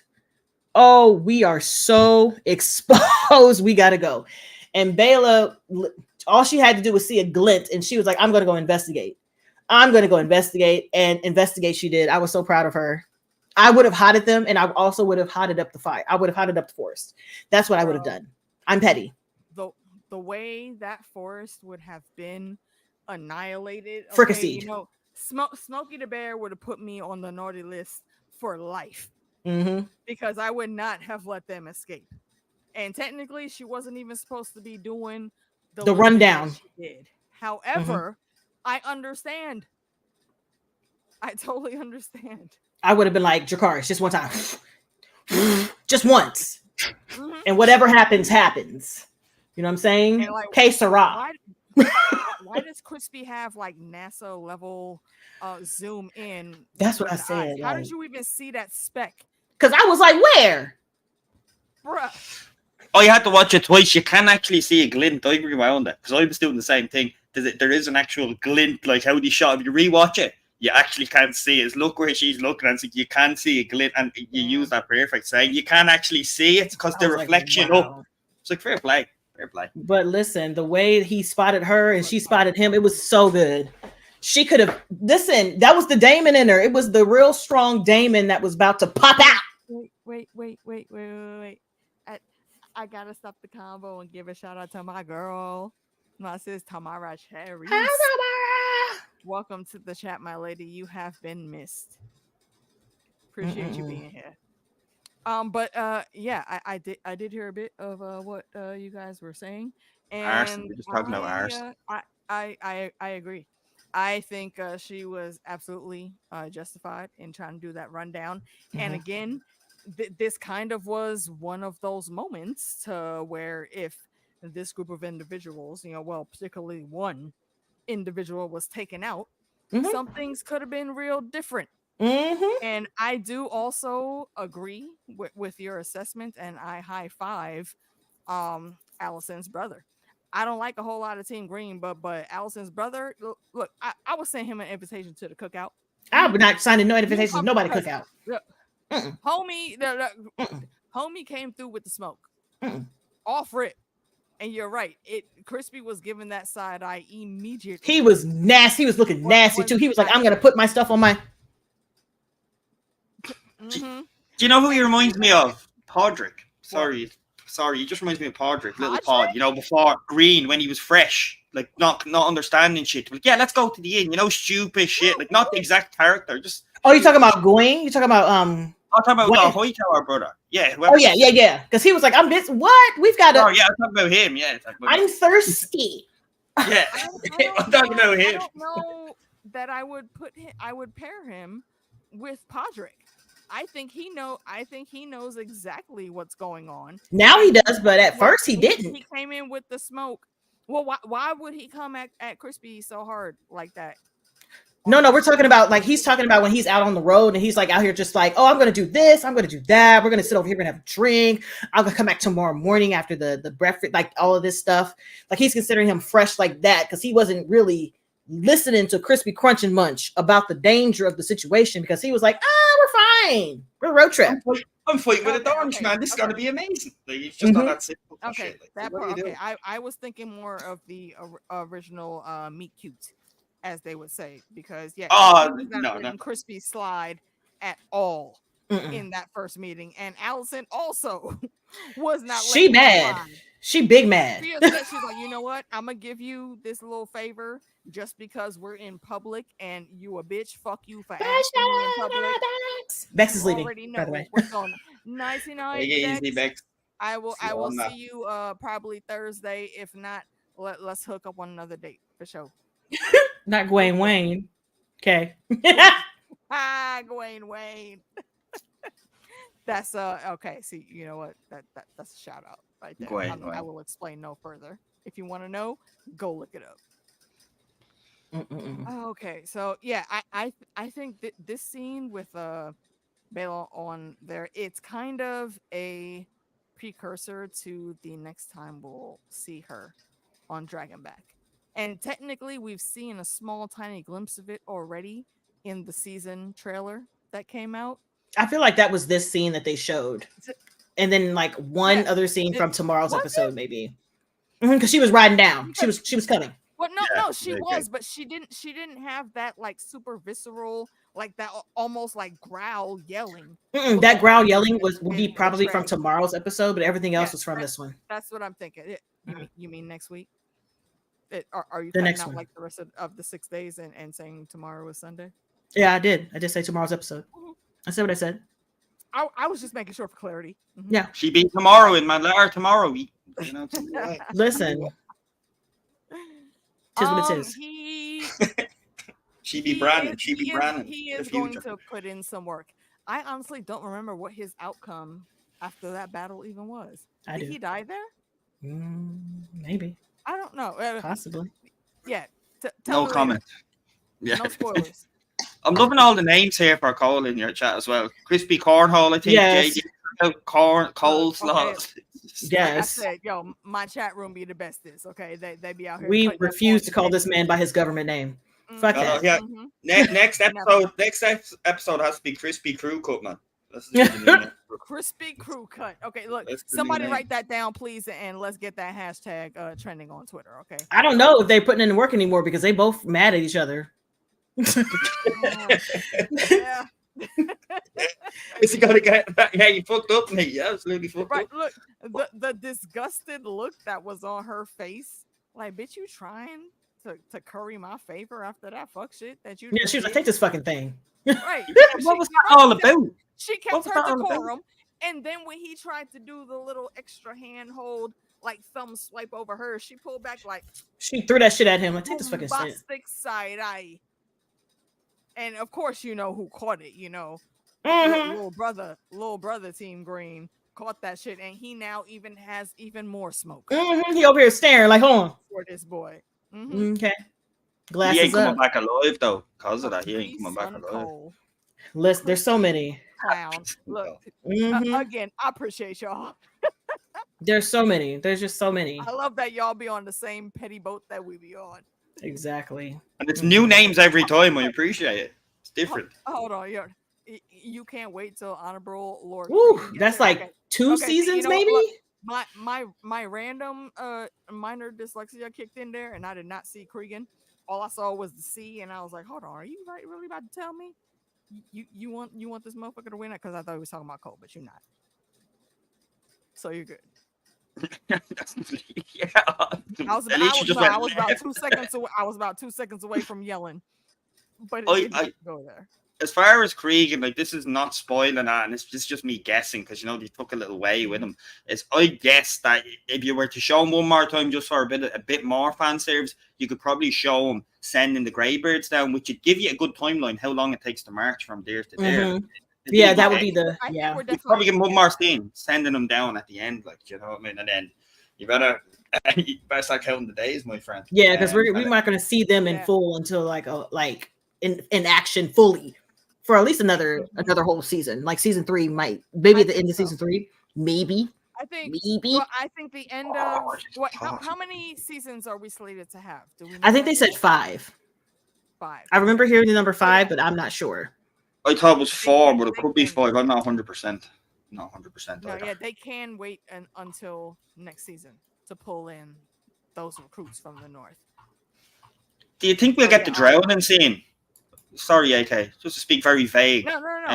Do you think we'll get the drowning scene? Do you remember the Jon Snow scene against the Boltons where he compressed them in and they couldn't breathe? Certain situation happens similar to that, except it's in water. Like, right. I wonder if we get that scene. Would it be? No, I think we will. I was going to say, would it be too vicious? It's fucking Game of Thrones. Like, of course they're going to do it. That's an important scene. So I will say right now, yes, I think we will get it. Yeah, it's an excuse for them to swag on gore. They never hesitate on that. So yeah, no, I agree. That could be a season ender. Like, yeah, that could be a season ender actually. Yeah, sorry, I remember that. You made me think there. No, you good. No, you good. All right, let me get this comment from Lady V. You know, why did Alicent risk giving him the kerchief? I thought only wives did such things. No, it doesn't have to be wives. If you remember back to episode 1 of season 1, Rhaenyra, I believe, gave her what the favor, her favor, like, her look as well, look favor bestowed to upon someone. him. Yeah. Antonisi gave her favor to her bullshit disrespectful cousin at the beginning. So no, it doesn't have to be just a spouse that does that. I think she did it because he asked in public loudly. Because she was just so pissed. She was like, God, mother. And you're right, and yeah, John is right. She legit just teared it out of her bra. No, she did. She did. She was like, take it in here, take this. It's like when you're ripping out one of those little extra stupid cup cover things that can be inside of bras that be moving everywhere when you wash them. You take it out, you throw that bitch. That's what happened. Why did he do that? What's he thinking in front of everybody? Is he just being an idiot? Like they're just yes, he is. I think he's trying to force her to talk to him because she's pissed at him for like treating her like crap in that meeting. That's the one thing that she asked her father to stop doing, and he did because it helps her standing in the meetings. And now the new hand is telling her to hush up and be quiet, and women sit in the house, and she looking at him like, like she can't do nothing. It's cute. Like, I beg your finest pardon. Squeeze me. Yeah, it's very well shot. I guess the other one we're all pottering around is you go into the Rhaenyra and Alicent scene. Can I start the ball just simply to say roll the bitch? Acting from the two of them. The acting from the two of them, fucking phenomenal, and especially Emma Darcy, because she had to wear that veil and shit over her face. Which I'm not a professional actor, but I can assume now you have to emote like a motherfucker, and she didn't even have to use dialogue at some because you could see it in her eyes. And I like how good the acting was in that. I let it pass because in my head I was thinking, fucking Damon's flying over there when you want cheese flying over. It's like going to town on a bus here. This isn't a big deal. I was like, that's a bit stupid, and our plan's stupid. But then the acting that they did, I was kind of like, I still think it's stupid how you're just doing that. But her acting was so good, I was still in it. That's how good the acting was. I thought that was stupid storyline, but the acting was so good, I was still in it. I was still in the moment watching it. You'd be like, fucking phenomenal. See, I didn't think it was stupid because it showed how lax King's Landing still fucking is. That the person you're trying to get after just rolled her ass right in there again. This is the second time somebody y'all been trying to kill just walked up in there and was like, bitch, what's happening? Like right next to the hoe. Y'all maneuvering like people ain't trying to kill y'all. Okay. Did anybody catch them nodes of Septa Unella? Yes. From the shame. What was it? Walk. Shame. Yeah. Shame. Yeah. Shame in your defense, King's Landing. Yeah, like shame. Yeah, literally. That's what happened. She was just skipping. She was skipping, dipping, and tripping. She got in there real quick. But like you said, the acting was amazing. Yeah. Phenomenal. Absolutely. But both of these ladies have been on point. Like, there was a general fear in the fandom that like once the younger actors were done with those roles, it might not transition correctly for the more seasoned grown in the story characters. No, all of these ladies have handled this shit greatly. And I do adore watching them. It's been great watching all of the growth and all that. Oh, amazing. Just getting to the conversation of it all. The fact that a lot of people were like, well, this scene doesn't make sense. It doesn't make sense because war's already starting, so they didn't need this. I was like, it makes sense because everyone knows how high and mighty Alicent is about her doing the right thing. She swears up and down, forwards and backwards that she is doing the right thing because her husband said her son should be king because he was the prince that's promised. It was him. He was supposed to unite the realm. It was him. She stands 10 toes down. That's what her husband said. And when Rhaenyra hears that and was like, wait, what did he say again? In those exact words. She was like, girl, that was a story he used to tell us about the Song of Ice and Fire with Aegon the Conqueror. And the way she looked at her and was like, you don't know that shit. Yeah. That was a person coming into realization that the person that they were talking to had all of the fucking audacity and the caucasity Nobody is getting those things from the shelf anymore because this bitch has all of that. She was just like, I'm like, why would you automatically assume that he was talking to you when the last person in the room was his daughter? Why wouldn't you go to her and be like, he said some weird shit to me about the prince that's promised? Because if she was really about it and she really wanted her son on the throne and she really thought that that's what he said, I would have gone to her directly before she left and be like, listen, your dad just passed, but he told me this. He said this, so I'm going to do this. I'm doing this. Bend the knee now, because this is what I'm doing. But she didn't do that. How about I hear that, and I'm Alicent. Not only do I go to Rhaenyra first and say, "Hey, yo, we need to have this group chat real quick," but then I also go and talk to Helaena and say, baby boo, have you seen any of these happenings in your weavings? Like, can I ask a question? What was he really talking about our Aegon? And again, we've mentioned this several times before. There's a whole other fucking Aegon alive in this era, right over there in the corner. So, question: right now, there are 3 Aegons, right? There's only 3 Aegons, right? There's number 1, Aegon the Conqueror. Well, no, right, yeah, okay, right here. The original. Number 1, Henry Cavill, the Conqueror. There's Aegon, the older, is what they call him in the books, who is the Aegon on the throne right now, and then Aegon the younger. Yes. So why wouldn't you be like, who? Okay, you know, Valerian still, we're ages away from when the dynamic trio came to Westeros. So cool. Rule him out. But again, there's your Aegon, and there's a whole another Aegon right there, sitting in the playpen. Why on earth did you try to run with the story that after all these years, it was your Aegon, yeah. After, you know, our half Gollum king, his grace, hobbled himself in the Crypt Keeper walk up to the throne, like, I thought I told y'all what the fuck was going down already. What, my lords, why the fuck are we here? Why am I out of bed? Because of this fuck shit. I said what I said. Literally. Like, it does not make sense. Like, this is like willful ignorance. And all of this shit plays out very beautifully. Again, shout out to Emma Darcy. She's fucking doing this shit. And she realized what the screw up was once Rhaenyra explained.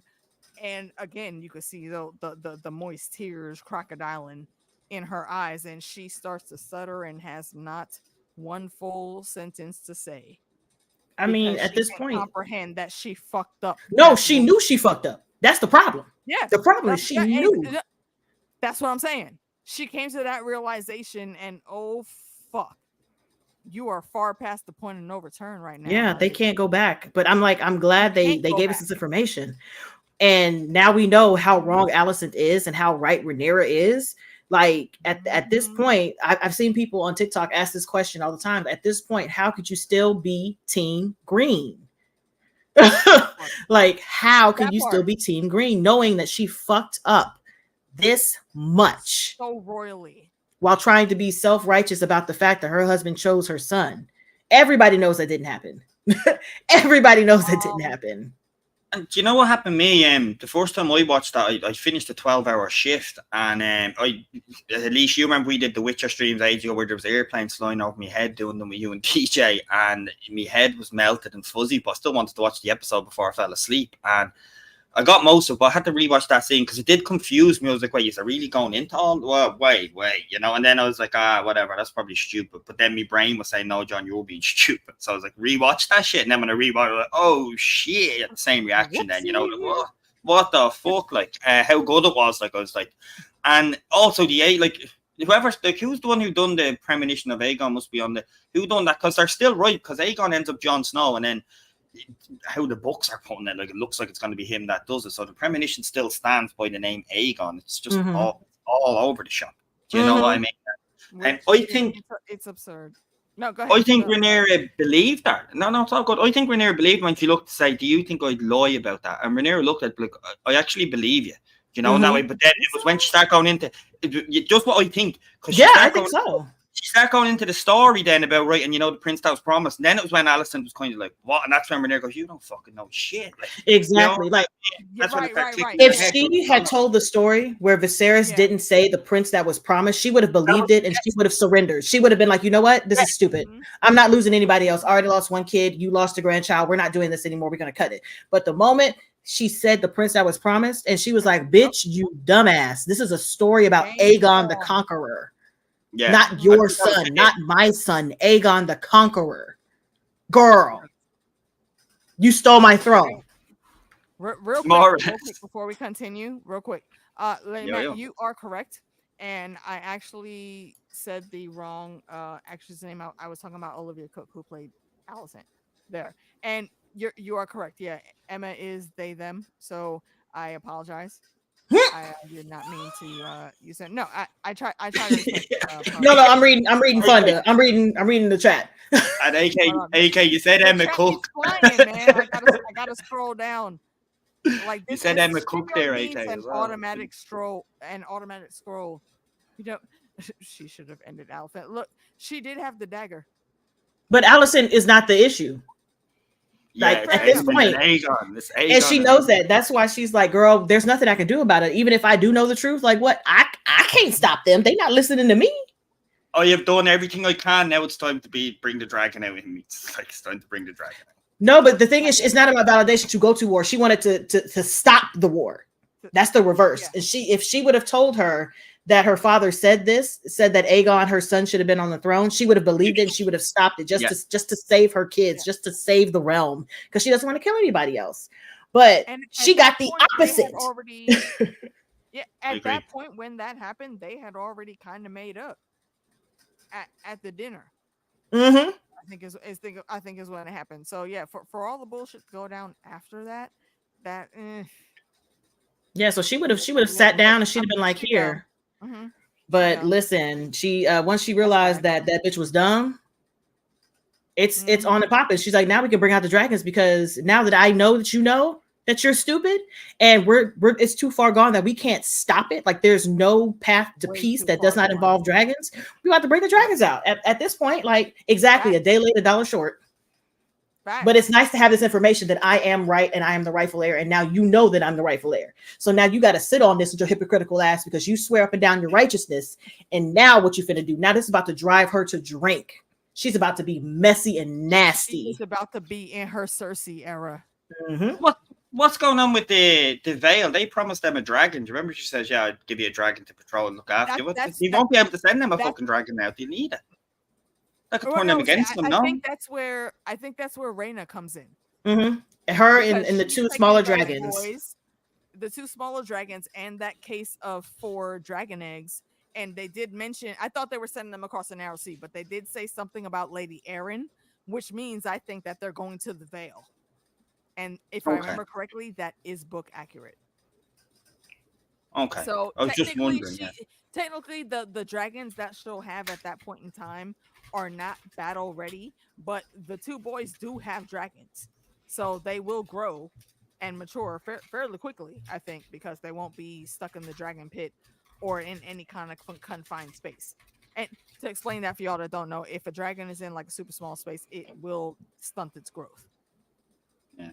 Tyrion. Who was it that says that? Wasn't it Tyrion? That's why he lets them out, isn't it? Over in fucking Game of Thrones, where he sees them locked up and he makes that comment. Was it Tyrion? Some shit. It might have been. Yeah, Tyrion had unlocked them, and in that world, Tyrion is the dragon lore master for sure. Yeah, and can I ask you as well as how many dragon riders have we got just for the face off? So we have Aemond, Team Green, Aemond. Well, are you talking about like right now or right now? Yeah. Right now. Right now, I think. Right now, Aemond. Team Green only has 2. Aemond and Aegon, isn't it? Well, technically 3 if you count Helaena, but she don't be doing that. Yeah, so I go 2. But the dragon is still there to be used. Technically.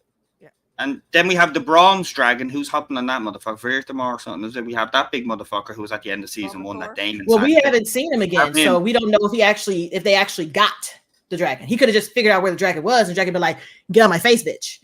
Because as of right now, we haven't heard. True, but for how the narrative is going, I think we can make an educated guess to think that Vermithor is not at the Dragon Pit over in King's Landing, but is at Dragonstone. I don't think the Dragonstone. I think the sang to the motherfucker claimed. That's a claim. That's a shotgun. He called shotgun after he sang. Because right now, technically, there are 2 unclaimed dragons just out and about: Vermithor and Sea Smoke. What about Daron? Sorry. Realmy says it there as well. Because remember, they mentioned him actually in this episode. They say, we get him. We're going to send Raven to him. Yeah, okay, yeah, you're right. You're right. Well, did they say his dragon is almost big enough? I think they said his dragon is almost big enough. I can't remember if he's big enough or if he's almost. Yeah, I think that'd be they said that 3 about all of them. So I think about that. So technically, that's 3. Well, technically 4.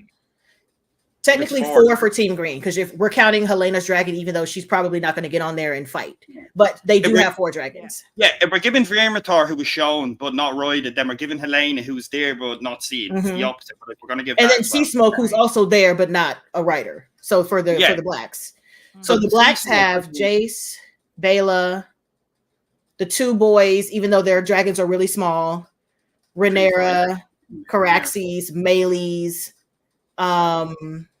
I feel like I'm missing one. Yeah, same as one of mine. To be safe, Vermithor, we using Vermithor.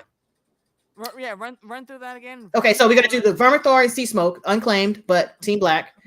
We have Rhaenyra, Daemon. We have Rhaenys, Baela, and the 2 little boys, even though their dragons are small. Yeah, 7. And I think that's it, right? And we've got 4 eggs. They're not counting. They're not counting. They're just there. Until the dragon seeds come in, that's all they have. But even without the dragon seeds right now, they do have more dragons than Team Green. So are we looking at 12v4? Technically on paper at the moment here is what we could be looking at. Just to give us a figure, roughly we're looking at a 12-on-4 situation. With storylines tied up, dragons being ridden, we're looking at 12-on-4 situation here. And I guess the advantage that fucking Team Green has with Fordrak, they have the biggest motherfucker at them all there. That can mess them up. If he goes 1-on-1 and you them, he'll fuck them, except Caraxes. Caraxes can hold his own. Yeah. That's a bit of the folly that we touched on a little bit last night is y'all have Vhagar. But if Vhagar by herself, yes, she's the most powerful gun right now. But if all of them came to jump that bitch. Vhagar, that's You not look. It's if you're old enough to catch this reference, if you know 3 o'clock high. If everybody come through, and y'all jump her, she's not gonna be that effective. Nope. And then once Vhagar is gone, that's it. What y'all gonna do? That's it. If you're banking everything, and again, this is the stupidity of Aegon. You're banking everything on Aemond being a skilled fighter, hand-to-hand combat. And the biggest dragon, the most war battle hardened dragon, still alive today, Vhagar. You're right, Casey. They can just loop her ass. I understand, but you can't get jumped. Yeah, and you have to put Daemon's experience as a dragon rider completely smashes Aemond's as well. Oh, yeah. The skill levels come Rhaenys' experience as a dragon rider completely smashes Rhaenys as well. Yeah, if you put Rhaenys and Daemon against like Aemond, I'm like, it's not going to be an easy. It's not like no. Yeah, they probably fuck them up actually. Yeah, it's just about the timing with Vhagar, isn't it? Like, if you want to take Vhagar out, the timing is essential here. That's a big. You're right, Amy. You have to plug holes in that. Yeah, you're right. She would take a bit of them if they were to attack her fully. Vhagar, she would take some down with her, but it wouldn't be all of the dragons. Oh yeah, we have already seen. If you really want to come with that smoke to Vhagar, she will show you why she is the oldest motherfucker alive right now. But she will definitely die, but take some people with her. Would she have any link with our kids? Real quick, hold on, John Boy, my bad. Just real quick, because I do try to acknowledge new folks when they come in. And if I have skipped or forgotten anyone, please, after the stream, shout yourselves out in the comments. And what source Ninja Milt, Milt saying, the Greens also have Vhagar in Old Town with Terrassian. They do. But again, just like the younger boys with young Joffrey and his brother, their dragons aren't battle ready yet.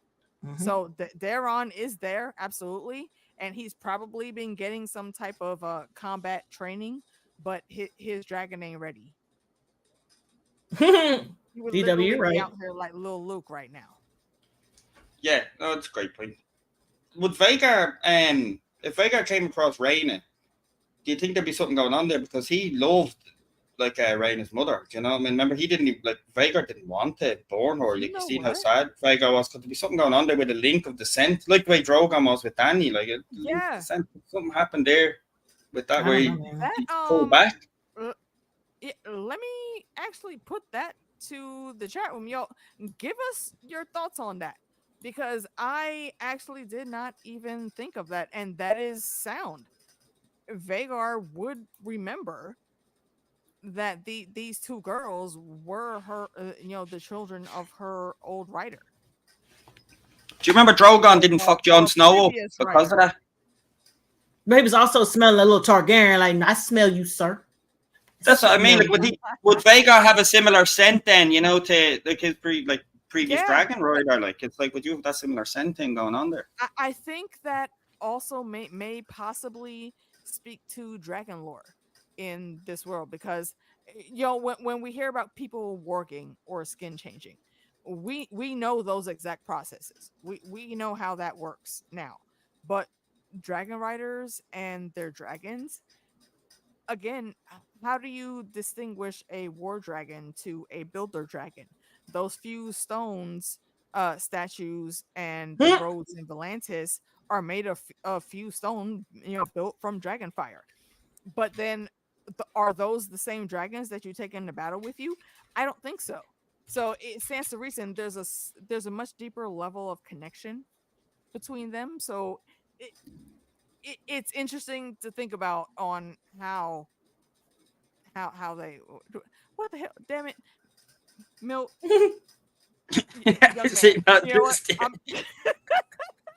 I'm not even gonna post that, but I'm also not even gonna hold you on that though. Not the polygrip and mint for her dentures. Look, politicians be politician. It's House of Dragons, not House of Democrats. Relax yourself. It's Vhagar. Relax. But yeah, I don't know. Like, maybe Vhagar doesn't give a fuck. It's like, I'm with this, you're with that. Go fuck yourself. Knows, right? Or maybe there is. I don't know.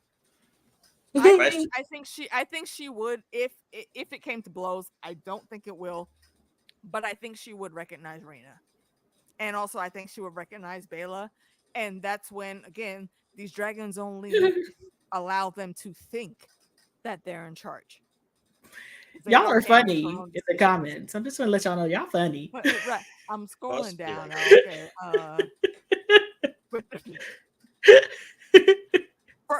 First of all, you will not beseech my good queen Visenya's name to sanction that bullshit. You will stop that right now, sir.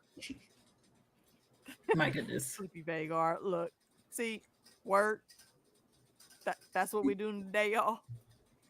Yeah, talk about the polygrip on the dentures on Vhagar's dentures. I mean, look, can you really hold him on that though? Listen, OAF. You know what? That is something for Casual Geographics and Zafrank to assess. I don't have knowledge on dragon anatomy in any way, shape, or form or capacity. So go see them dudes. I don't know what to tell y'all. You know, but yeah, I think those were two really good, strong scenes to end. And Rhaena, again, she did feel a very type of way, and we could see that about being gone. But as soon as Baela said, Ayo, look, I know this is hard. I don't want you going either, but we do got to do what we got to do. And she's not wrong in that fact. And she says, but I got you something. Come over here and look. And then they present the dragon eggs. And immediately you could see it on her face and her demeanor. Her back straightens, her shoulders go back, and she has that little, appreciative smirk smile, takes a little side glance at her sister, and they start explaining, and she's like, okay. I'm important. Mind you, I'm not saying that she would not be at her best taking care of those boys, even with, just because of the dragon eggs. No, I think she would have absolutely taken care of them. but the dragon eggs, that's a very specific boost for her. So I'm glad they put that in there. John, go ahead. What do you think about all that? Who laid the eggs? I'm just seeing John's question just on top of it as well. Sorry, John. Just as you were saying it, just I don't think it adds I to don't the think we know. curiosity. Was it Rhaenyra's dragon? It's correct. It's possibly Cyrax, but we don't have full confirmation on that. It'd be a great That's fucking all. full circle with Rhaenyra and Daenerys, wouldn't it? That'd be a fucking great circle if it was. Poor I dragon think that leg. that That'd be a was deadly circle. That'd be a great little circle there. I think they should do that. That'd be a Agreed. great circle. And all I wanted to ask, I'll stop with questions on it, is random one on the dragon thing is with Drogon, because you say Drogon was the biggest that we've seen in Game of Thrones. Like, would Drogon have gotten bigger to be Valyrian the Black Dread? It's complete in Narnia land where we've no confirmation of it, but the way they built on Drogon, like saying this thing's a beast, and he's got Khal Drogo's spirit in him, it's like, would you say Drogon to go to be like Valyrian the Black Dread? Yeah, I mean, he's not going to be checked. He's out here free flying and eating. As long as he's eating and growing, he's going to be a big boy. That's what I'm saying. Right, exactly. Yeah, because they're and this is what I think, something that we did touch on last season though, because you can tell by how small Jace and Luke's dragons were. They did not take them out of the stables, the dragon stables, and ride them very frequently. Because or at least let them free they are fly. still young, but they should have been a little bigger than they were. So I think it's valid to say that if Drogon would have kept to his full outdoorsy rebelling and being a teenager against mom persona, he would have grown much larger and been very much comparable to Balerion the Black Dread. And it's almost shown, because when you look at Rhaegal and what was the other one's name? Viserion. Yeah, Viserion and Rhaegal, when they bust out of that pyramid to go to battle when Dany was sick of that bullshit and she was about to go over to the boats, those two dragons are smaller than Drogon.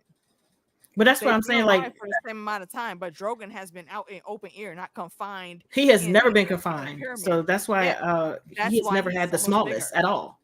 At all, there's no smallest. He was like, I'm doing what I want to do. Yeah, I think that's what it would have continued to be. Oh yeah, that's what I'm like, because right now he's free.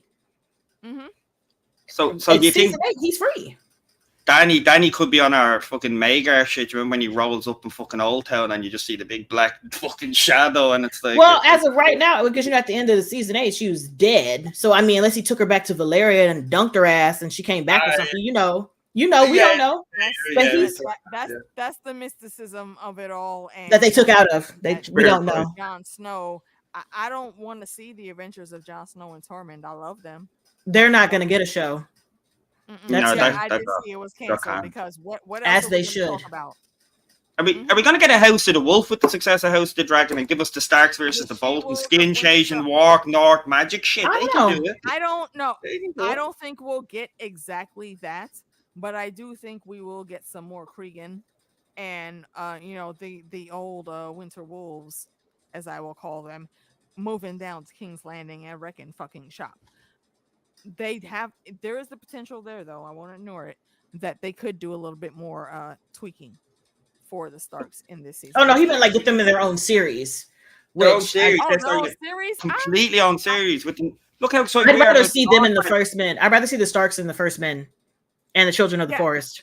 I think all of the great houses, I think we could very much enjoy seeing that come to life on screen for all of them, because when it comes to the Lannisters, not only was Lander clever, just motherfucking clever, and swindled the whole dynasty out of their home and their lands. He's credited with being the start to House Lannister. And the Starks, I gave y'all the rundown already on what's in their bloodlines. You come to the Tullys again. I told y'all what the rundown on their magical bloodlines were. The neck, when it comes to House Reed, look, they are fucking slept on with the magical shit at the damn neck. How the fuck you got a whole ass castle that floats in the swamp, bruh? Yeah, and the Oil of Faces as well, and loads to play with. And that is another reason that Harrenhal is sought after in these civil wars because they have their own water source. That water source is from the God's Eye. And we're gonna see the God's Eye. Fuck yeah. And I think we will. You're correct. Yeah. I think we Fuck will. yeah. And really, I hope it's no, but that's all I was thinking. Because how excited we all got about, like, saying some episodes were slow, but then you seen the excited about them, like the northern magic. I'm like, you have skin change in northern magic, the daydreams up the north. Like, if not for the allure of big ass dragons in the sky, they got a lot of cool shit going on up there where you could do a show about. Like the Bolton's history. Remember, they used to kill the skin changers and wear them as skin on their clothes. Have the Bolton's versus the start. Yeah, Red Kings. We're familiar with them. It's like, there you go, more familiar names. I'll buy it. I'll watch it. And y'all just got to remember that, you know, not any one great house is just innocent and pure. Everyone has blood on their hands. It's basically just up to you to situate where you want to be in the shedding of blood. Yeah. And on that note, though, I think we have touched all of the great major points.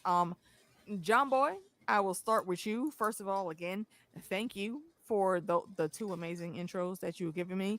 Humbly respect that. Y'all saw the preview of the new intro for the duration of House of the Dragon. That's probably what we're going to stick with. And then once we move on to our other shows outside of Planet's Hosts that me and Meeks get into, I will be using the original theme. So thank you again for that. Let the folks know where to find you and what you got coming up next. And we're not going to rate the episode? That's rude. Well, oh shit! My bad. No, you're right. My bad. The rum is not gone yet. Okay. I'm already being sent on me digital boy. Meeks, you thought it up. How many dragons we weigh in this? For me, this episode, black banners we reign in this. For me, this episode honestly was a 10 out of 10. I enjoyed every single bit of it. I enjoyed the information. Okay. I enjoyed the maneuvery, because this is what I like to see. I like to see shit from the books making sense in the show, and I like it. This is for me. This was a nosy. I'm a nosy. This is 10 out of 10 for me. Okay. I'm here for that. All right, John Boy. I love the Dame on that 70s show hanging out in Harrenhal, the same old thing he did last week. I love that. Hide over there. He's full, yeah, spot on. And so I love that. I love the Rhaenyra. Absolutely, give her a fucking Oscar. She stepped into Paddy's big ass shoes to fill, and she's showing here. I can bang here. And there's so much going on. The small build-ups to sow, and they're continuing the whole Blackwood shit, like showing they hate each other. Just it's hard not to like. And the Brackens, I forgot the name. I was trying to wing that. And yeah, I'll give it a solid 8 out of 10. I really enjoyed it. It took me a second watch though. To the first watch, I thought, this is okay. I guess I'll wait. Second time I rewatched it, this is fucking great. So solid 8. Yeah, for me. Thanks. And yes, as you can see, I do have John Boy's credentials down below. Jackie has also put it in the chat here. Y'all go check the homie out. Gracias. And Meeksy, before I show the chat room scores, what you got going, Ma? What you mean, like stuff to do? No. Shit. What are you rating this episode? I said 10 out of 10. Okay. My bad. I was what we talking about. What we talking about? What? I said 10 out of 10. Do it again. Let me go through here. Solid 7. Respect Daniel, 7.8. Okay. Another 8. All right, that makes sense. You know, JD 7.5. All right.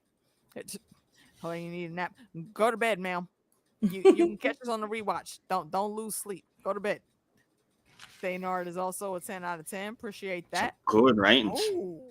Oh, the lowest. That's because she wants action. That's why Funda wants to have stuff blow up. Okay. No. Thank you for voting. Easy Funda. Shout out. Hopefully we'll get Cuz on here for either the after show or the finale discussion when we get there. Thank you for coming through, Cuz. Love you. And Loki, that's one of my favorite things about my channel. My family be nerding out with me. Okay. That's cool, man. And let me scroll down here. Miss Swift says a 9. Okay. KC House Lordbridge says 9 out of 10. I feel you. And yep, Helaena loved it. I appreciate that. think See? that is What's it. yours? Did Wait, you give Yours? yours? Yeah, AK. What's yours? I was trying to get through the chat first before I I'm get like, Okay. girl.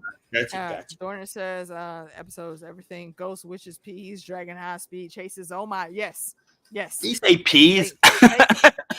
Look, they gave us all of the witchiness and the randomness, and I do adore it. So my rating for this, I'm going to give it a solid like 9.1.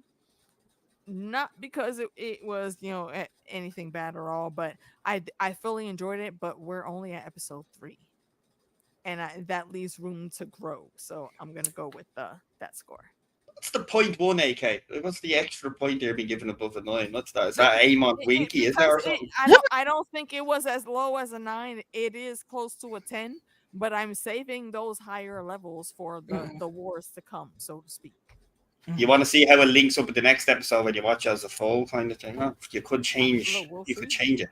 Okay. 9 is great rating though, nonetheless. 9.1 is a great rating. Look, it's beyond passing, so I'm good. Yeah. Hello, 10 out of 10. Mars at 9. Not 0.1 for girth. Unsubscribed. Look here. Very good. Very good. Wait, hold on. I see now. I'm forced. Tomorrow's on that shit. Wait, Mina 7 or 8. Luke 9 out of 10. Heiko a 9. Winter's Lady 8.5. You haven't watched the episode yet, sir. Why have you been here? You crazy. This is your first rodeo. You know this is always spoilerific. Mara said the frontal nudes. I mean, like I thought y'all would like that. It was literally. That's the 0.1. It makes sense now. It makes sense. Like 0.1. Listen, that was that was in the supersized side of the of the prosthetic peens. Like there is no reason for this penis to be the size of a Sprite can. Like it don't make no sense. That's why she was struggling. Bro. I know her teeth were scraping all sides of that. Damn. Like, Jesus Christ. Oh yeah, we got the big. Like, listen. And why was it? Yeah, why was it the cheapest one as well? They done like a price thing. You're too expensive. You're too expensive. And the one Aemond's with, it's like you're cheap as fuck. It's like there's a lot of shade being thrown around here. It's like so Aemond's with the cheapest one. Like what's going on here? There is. Listen. Yes, yeah. Call back for the hold the door flashback. Yo, for real. And endorsing out porn, sibling rivalry, waterbeds. I mean, you not wrong. Definitely hitting the uvula. You're not wrong. They did that. Definitely like boing in the back of the room. We are crazy. You've already met us, Amy. This is not news. This is why you come here. You know that. So many things. I could keep going with this, but I'm gonna stop. Look at the rest of and you know what? I have gotten a few messages about random, She should have used a hand. You're correct. So we will see. Wait, hold on. What the Yeah, it's gone crazy again. Right, yeah, again. Y'all be chatting fast as fuck. Look at Luke and Amy, man. Jesus Christ. I give them an 8 out of 10. Solid performance. Are you? Yeah, well, not in that way. Jesus Christ. Find it. Look, I'm just saying. She got the caps locking out on that shit, man. Jesus. Oh my gosh. I couldn't let it go. Dick. Oh my gosh, John, that's pretty funny. Unhinged her jaw. I mean, well, we only saw really a silhouette type thing, so we don't know. Hey, boom. See you, DW. That was a good one. That was a good one. And again, I would just like to reiterate how much I adore my chat room because y'all be coming with the smoke. Because I know it was stank. Out here coming with the smoke. Yeah, I know the thing. Hello, Wang on it. Like,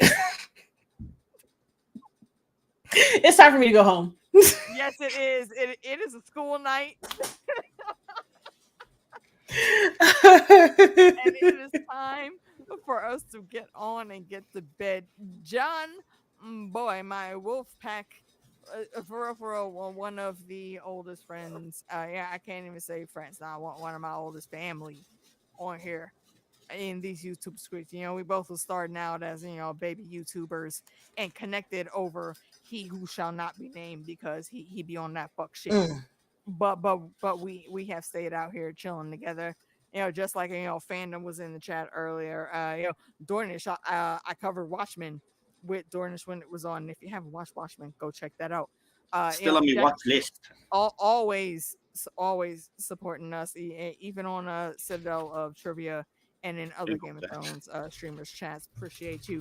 Haymaker, look, I don't know, for whatever reason, me and Haymaker been vibing since we were both just chatters in somebody else's room, and he came over here and has always showed me all the love. I appreciate that.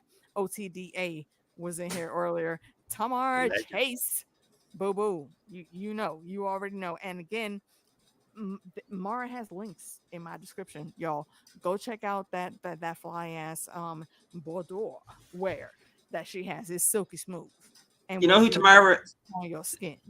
Sorry, AK, you're in there. I apologize. No, come through. You know who Tamara reminds me of? Just with our comments on that, like very funny, witty, and in the dark sexual nature, like with puns. Timo. She reminds me of Timo with our comments. Just no fucks given. That's facts. She reminds me of Timo, and Timo's a legend.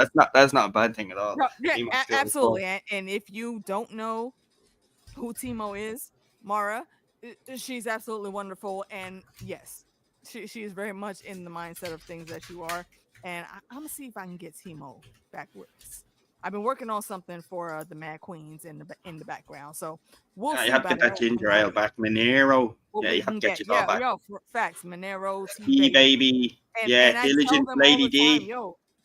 Folks always be in the commentary asking about Monero and Lady D. Not Monero and Tea Baby. Lady D was on with us last season, but again, she has brought some new life into the world. That's why you've congrats, Lady D, the Black Wildling, baby wildling this season. Yes, she's taking care of another tiny wildling. On our gilly stuff. Well, not kid. Don't tell her. Florbridge was in here. Imagination Realm. Again, Haymaker, Amy, Collins, always coming through. I appreciate y'all. Lady Fee, I saw earlier. Luke is gonna be on here with us for one of these episodes. I'm hoping, and Jackie is gonna be able to come through for that as well. So Miss Swift in here earlier, and Jesse was going down. Shit. Winter's Lady, Heiko Poker. Yeah, we had a few new names come through this stream. So appreciate y'all. Mina, Le Matt, Corinne, Lady Helaena, Imagination Realm again. I don't know if you remember that, but me and we've hung out on off stream before. So yeah, Imagination Realm is cool people. So go follow her on Insta. Because she has some pretty cool things going on over there. Cool jewelry as well. Yeah, sorry, I cannot scroll up all the way because StreamYard gives me a little bit of a cutoff. I do remember seeing Teflon TV Tone. Thanks for coming through. Tony was in, listening. JD, my pack brother. You know how J to the D, the original man on ginger ale. I seen that video, man. You topless and ginger ale. Yeah, I seen that fucking video. You lunatic. No, what you that wasn't a ginger ale chat though. That was in the middle of the day. And this is the story we will end on. The fact behind that is Monero and T Baby were bored and home from work one day, and so was JD. And the next thing I know, I'm at the office and I get a notification that they streaming. So of course I click the button. I have a door to my office. I close the door. And then shenanigans happen. And JD ends up like half stripping on stream. And it's the most hilarious thing ever. You could probably find that stream. I don't know. But we about to cut out of here, y'all. Appreciate you. Meeks, what you got coming up? I know you got the thing. Stuff. It's a lot. It's a lot. It's really, you got the boys. Demon Slayer is done. We just finished that. I'm still putting it up. My Hero Academia. Look at my board. I'm getting ready to finish the last season of Fringe. I need to start picking out my K-dramas again. I've been like on a K-drama break. I just took a time out. I mean, has anything been hitting as hard as actually it's just that it's all like sad romanticals and I just don't feel like crying right now. So I've been skipping it. That's what I'm saying. I don't like that. Marry My Husband didn't make me cry. I love that. No, I enjoyed that. So pretty much that. And now, of course, video games. You know me, Baldur's Gate, playing Fallout, getting ready to do another Dragon Age lore run to prepare for this fall. So, yeah. That's right. Like, and y'all know, Meeks always has all of the stuff and things. So go check her out, especially if you like anime. Hit her All up. stuffs. I have everything. It's a lot. Yes, and Mhm. definitely check out John Boy again. Thank you for the awesome intros you've given me for the channel, and shout out to James Dahl. You know, the lovely other half of Quinn's Ideas, our homie from back in the day when we were all babies on these YouTube streets. He put some great background and theme music together for us as well. And we are going to get out of here, folks. Can I Thank say y'all for one coming quick thing, through. Again, AK? if I missed y'all, shout yourselves out in the comments. And we will see you, well, me and Meeks, at least, we'll see you back here on Wednesday because we will be talking about the boys. AK, can I say something quick? Yeah, Is hold on. Yeah, one sec. Is it season 4 or season 3? season 4? Season 4, yeah. Season 4, episode 1. We'll be back here on Wednesday. So come through for that discussion and check us out on DJ Wun Wun's channel. Me, him, and Fandom will be covering House of the Dragon tomorrow. And then the boys also again on Thursday. Go ahead, John Boy. What's your question? So yeah, sorry. I thought it was in there. AK, apologies for interrupting there. My bad. My bad. Yeah, I just want to say, yeah, no, me and Swedish Marcus is we disagree about fucking everything. We're miserable bastards around each other, and we make sure that we talk about shit that we completely disagree on because we find it funny to disagree. And yeah, we'll be doing the boys as well. We disagree about nearly everything on that's great. And we'll also be doing House. I'll be doing a midway House the Dragon with PD. I'll probably just do a midway and then an end season because you can only talk about so much. Like I've done this episode talk with y'all. I wouldn't like to regurgitate, the same show again, like, to be honest, because we got it all out here. But yeah, that'd be that. And it'd be most of the time, mine's not as chill as AK's. It's literally just people disagreeing. And we're going to be doing the Magar wasn't cruel court case with Pete because he won't shut the fuck up about it. So we're going to be doing a live court case as to why he was cruel. And we're going to see if Pete can prove his innocence. That's about it. And thanks for having me on, AK. Your chat's awesome. Everyone's awesome. Santi, JD, everyone I know. Jackie, Davey, all the new faces. Humble to be here. Thanks for the chat, honestly. Appreciate it. Yeah, thank you, chat room, for hanging with us. Thank you, John Boy, for the awesome things you've done for the media of this channel. Meeks, always, you my sis play cousin. It's been great getting to know you, and I know we got many more years on these tomfoolery streets. So come through and check us out on Wednesday when we'll be back, y'all. And definitely go check out Meeks' reaction for House of the Dragon. You will not be disappointed. Nope, you won't. Y'all on Wednesday. All right. Bye.